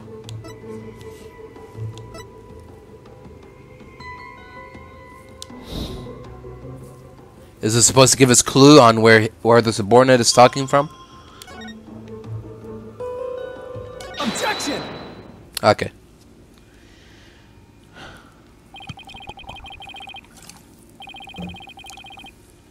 I had to break it to you, Your Benevolence, but you misinterpreted something again. What do you mean? Again? Smooth move, Apollo. I think you just hurt her feelings. She may put on a brave face, but she feels more than she lets on. Let me rephrase that, Your Benevolence. Your interpretation of your father's phone call to a subordinate at the palace is shit. What do you mean, shit? I mean poopy. Lion's roar could be heard over the phone. Don't you find that strange? He claimed the call was with someone at the palace. But let me ask you, do you keep lions there? No, the only animals at the palace are little birdies and my pet frog. Wait, that giant one in the front of the minister's house is her pet? Besides, there aren't any lions in Karain. We don't even have any zoos. A rather sad state of affairs, I'm afraid. Well, I remember hearing a sound like that. The lion's roar coming from the phone is actually from something hanging out in the... Isn't that the cry of the war bat over in the bazaar? Ah. Your Benevolence, do you think you can clarify the voice for me? Very well. I will now attempt to further refine my vision.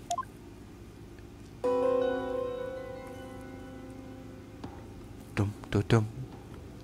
Dum-dum-dum-dum. What's this?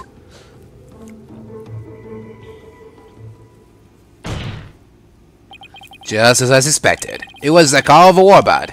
That means the subordinate Minister Inga was talking to was in the bazaar, not the palace. But why is it important where the call came from? What significance could it have? She's right. Is it important to know where the call was made from? Sure. It's actually very important. Knowing that the person on the other end was at the bazaar means that the loud explosion might not have been the sound of a gunshot.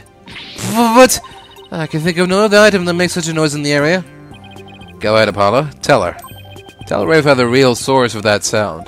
Will do. Well, own it. I'm waiting. What was the true source of that explosive sound?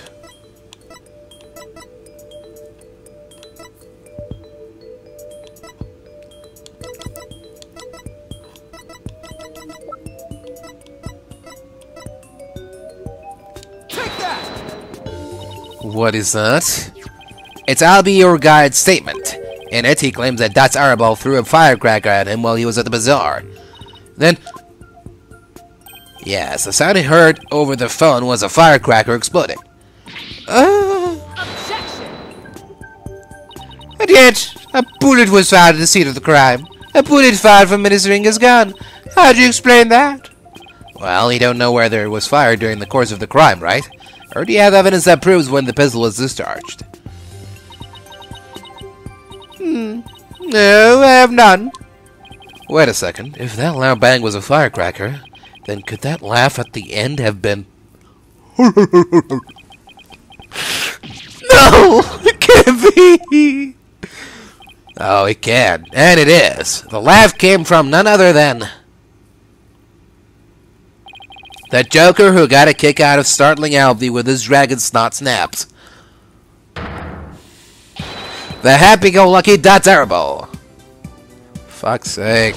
What? Someone should really put a leash on that guy. I shudder to think how one man could be the cause of so much trouble. Hey there, AJ, PW. You'll contact me later. No one asked for your commentary, Mr. Hannibal. You have anything else? Do you need to revise your insight? It would appear so. Fuck's sake, Dots.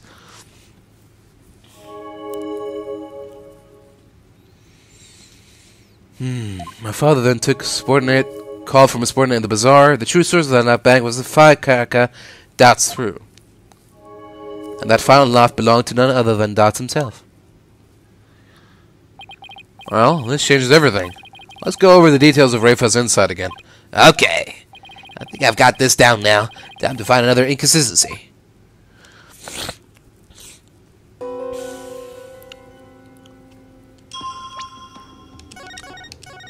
Around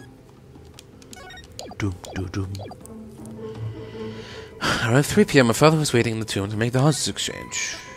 He was drinking grape juice while gazing upon the picture of the Holy Mother. My father then took a call from a subordinate at the bazaar.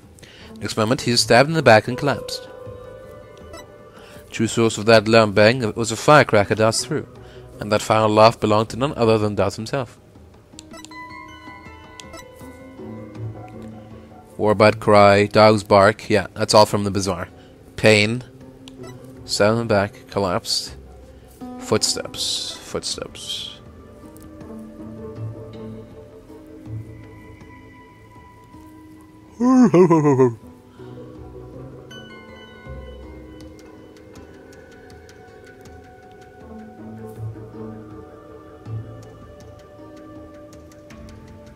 Okay.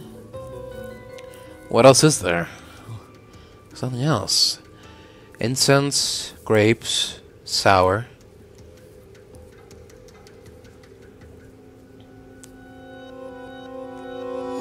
Incense, footsteps, footsteps, incense. Subordinate's voice. Warbot cry, dogs bark, pain. Footsteps,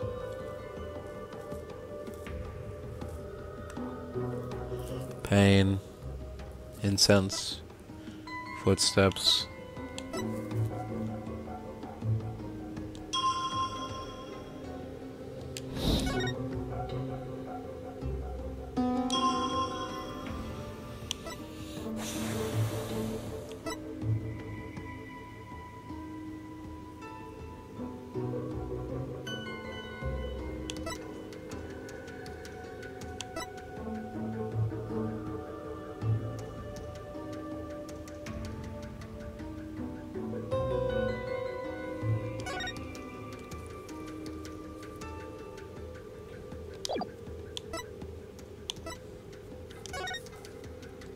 Objection!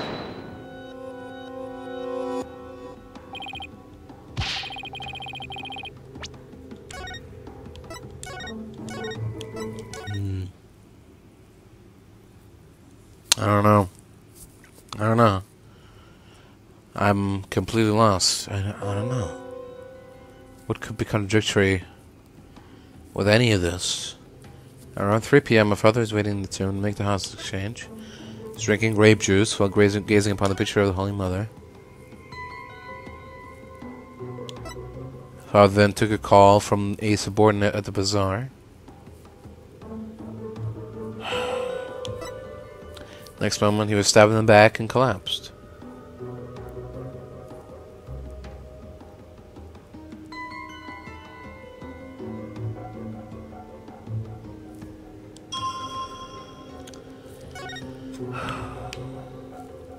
Objection!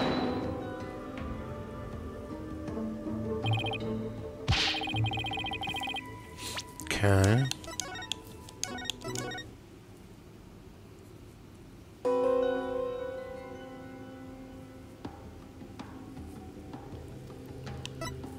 Drink grape juice. Took a call from a sport in the bazaar. Next moment, he was stabbed in the back and collapsed. True source of that loud bang was a firecracker that doused through. The final life belonged to none other than Doubts himself.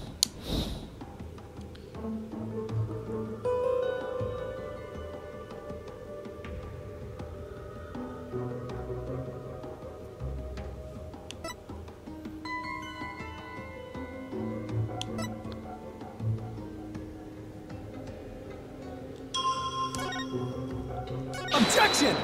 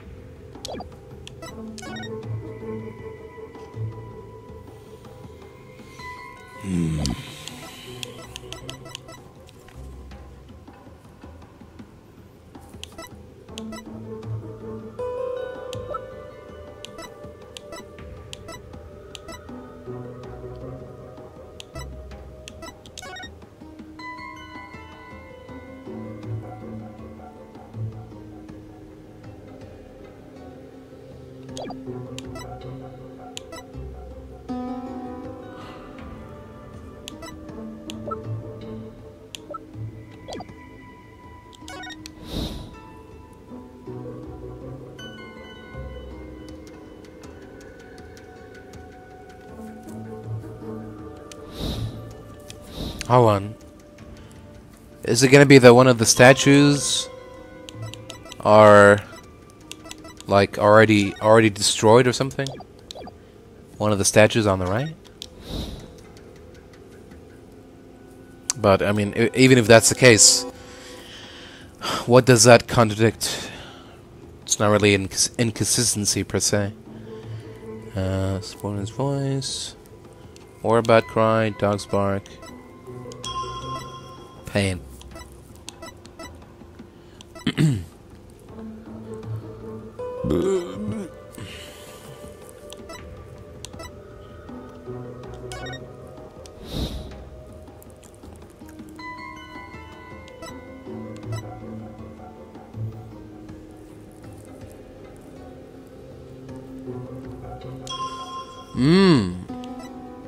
Hold on. I think I might be onto something here.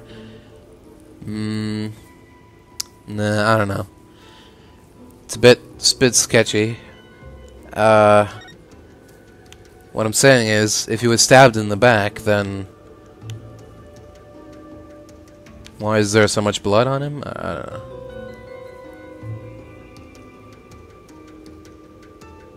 Objection!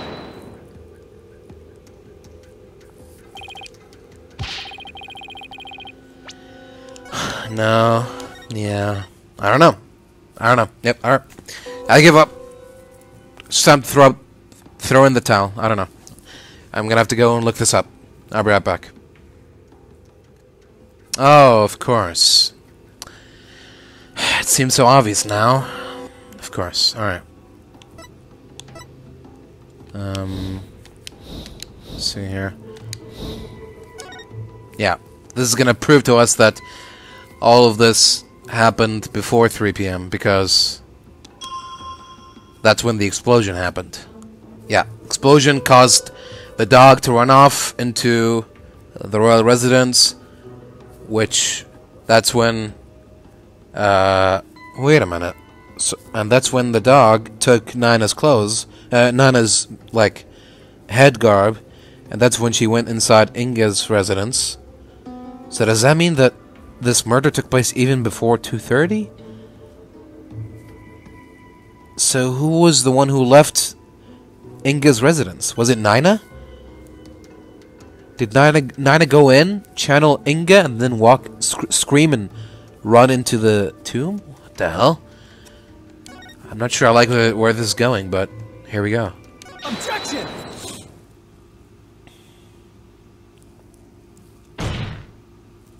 Your Benevolence, there is a glaring problem with this insight. There is? You stated that the murder happened at around 3 p.m., which is right around the time my client arrived on the scene.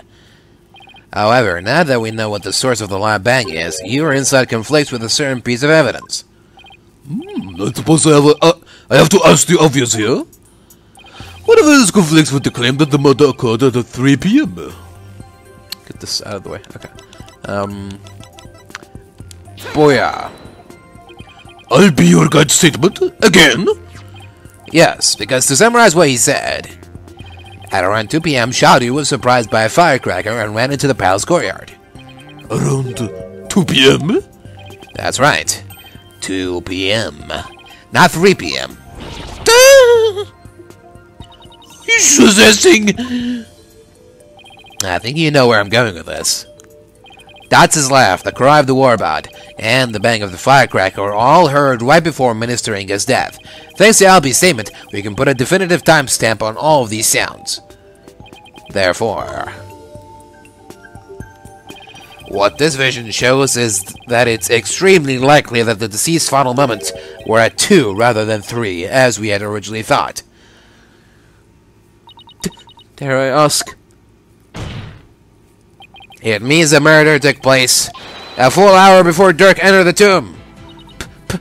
Pukuka! How could this be? Are you saying that I, the very personification of the law, have been mistaken? Now you see why justice will always prevail.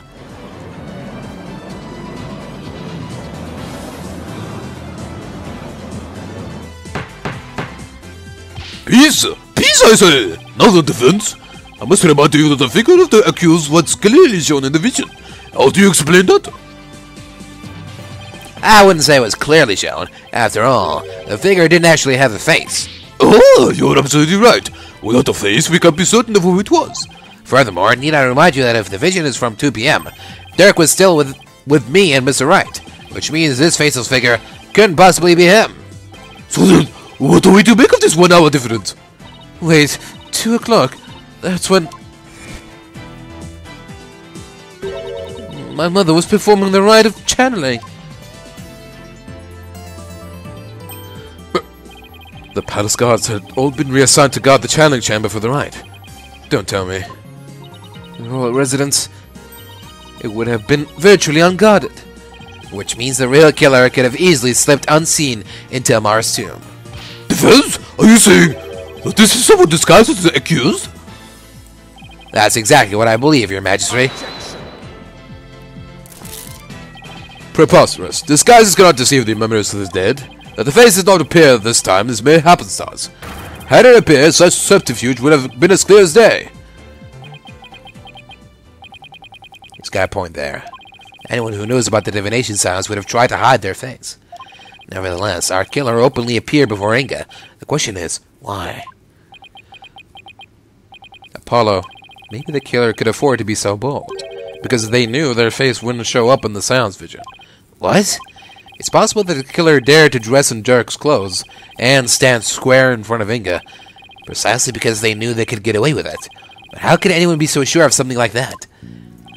A long time ago, I heard of a cognitive disorder that impairs a person's ability to distinguish between different faces. What if Inga had it? Then, are you saying that this is literally how Inga saw the world? Yes. We can't normally see through the eyes of others, but in this case we can. And if he had that disorder, I imagine this is how faces appeared to him in life. Okay, let's say that the killer knew that Inga had such a disorder.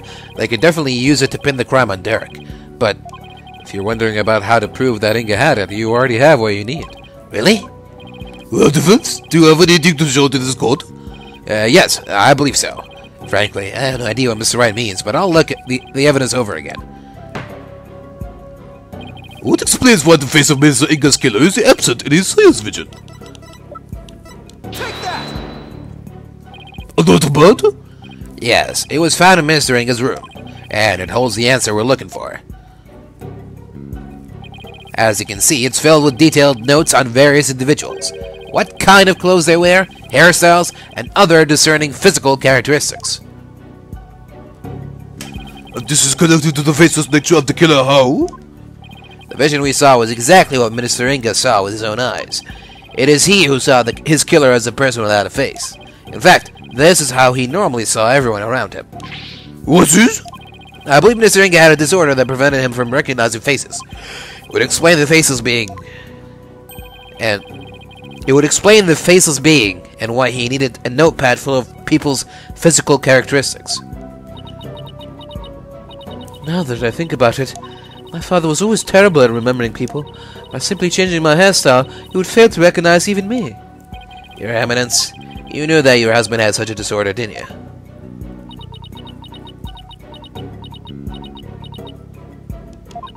He never wished for it to become public knowledge. I suppose there's no use in keeping quiet about it now. It is, as you said. My late husband had a special disorder that hindered his ability to recognize faces. The medical term for it is prosopagnosia. Prosopagnosia. So Mr. Wright was right. The memories of those afflicted with such disorders in life do appear strange at times. There is precedent for this. So, the killer likely knew about the disorder and used it to their advantage. Right, so there is someone who's both knowledgeable about the Divination Séance and aware of Inga's affliction. Your Eminence? Who knew about your husband's condition? Small number of servants who tended to his needs. And me. Surely you're not about to insinuate that I committed this crime. Oh, no, Your Eminence. Still, could she have done it? Rwan has an alibi, remember? Oh, right. She was conducting the rite of channeling at 2 p.m. In that case, Your Eminence, does Nina know about Minister Inga's disorder? Of course she does. She is our head servant. So as head servant, she knew about Minister Inga's condition. And as the princess's personal attendant, she is familiar with the Divination Séance. If these two facts together don't make her a possible suspect, I don't know what would.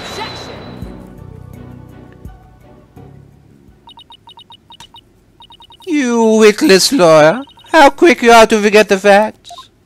Facts like, when Inga was last seen alive, you claim he was slain at 2, yet that is impossible. For Rayfa saw him at 2:30. We did completely forget about that. No, there must be some mistake. So you see, the matter could only have happened at 3 p.m. Our attack entered the tomb. There is no other answer to this puzzle. Why don't we ever get to make up answers like Garan makes up laws? Guess it's back to square one. Where did we go wrong? I don't think we're the problem. We just seem to be short one piece of the puzzle. Our deductions so far explain everything to a T. Everything except for Inga's sighting at 2:30. I see. And without that final piece of the puzzle, all of our deductions fall apart. Apollo, if Inga's sighting is the only anomaly, we'll just have to find a way to make it fit into the bigger picture. Time to think outside the box then, right? Let's see. It would be impossible to see Inga walking around after he'd been killed. What if there was a way to make people think he was alive, even though he was dead? Like a way to make people witness the living dead? Sounds like some kind of TV show. Things like that don't happen in real life. Unless... Apollo? Did you just... I did! I figured it out! I know how to make people witness the living dead. Your Majesty, our deductions weren't wrong after all. Despite Minister Inga being murdered at 2 p.m., he was seen heading into the tomb at 2:30, and I'll tell you how! I certainly hope you will, because I have no idea what you're talking about.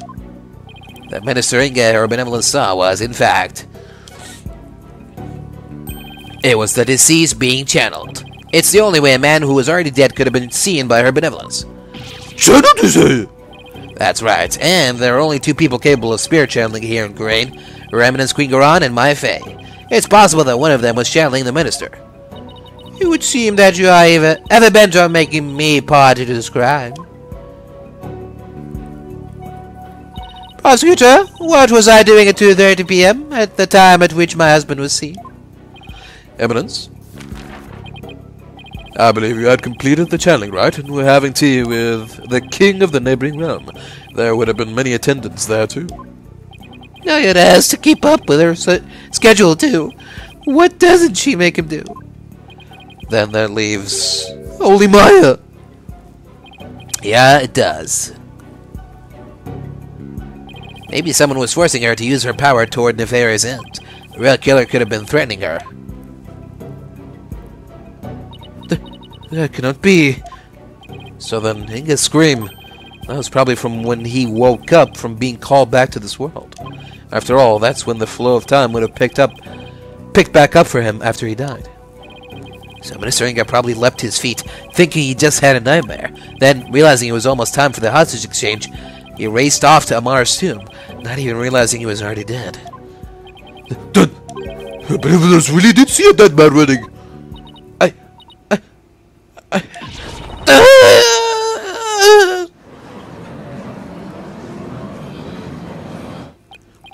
Using the sacred power of spirit channeling to commit a crime.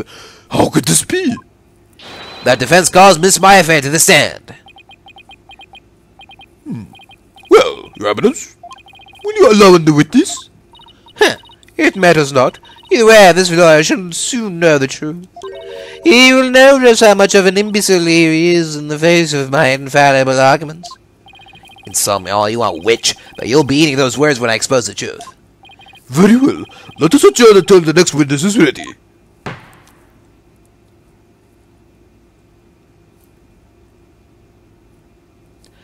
To be continued.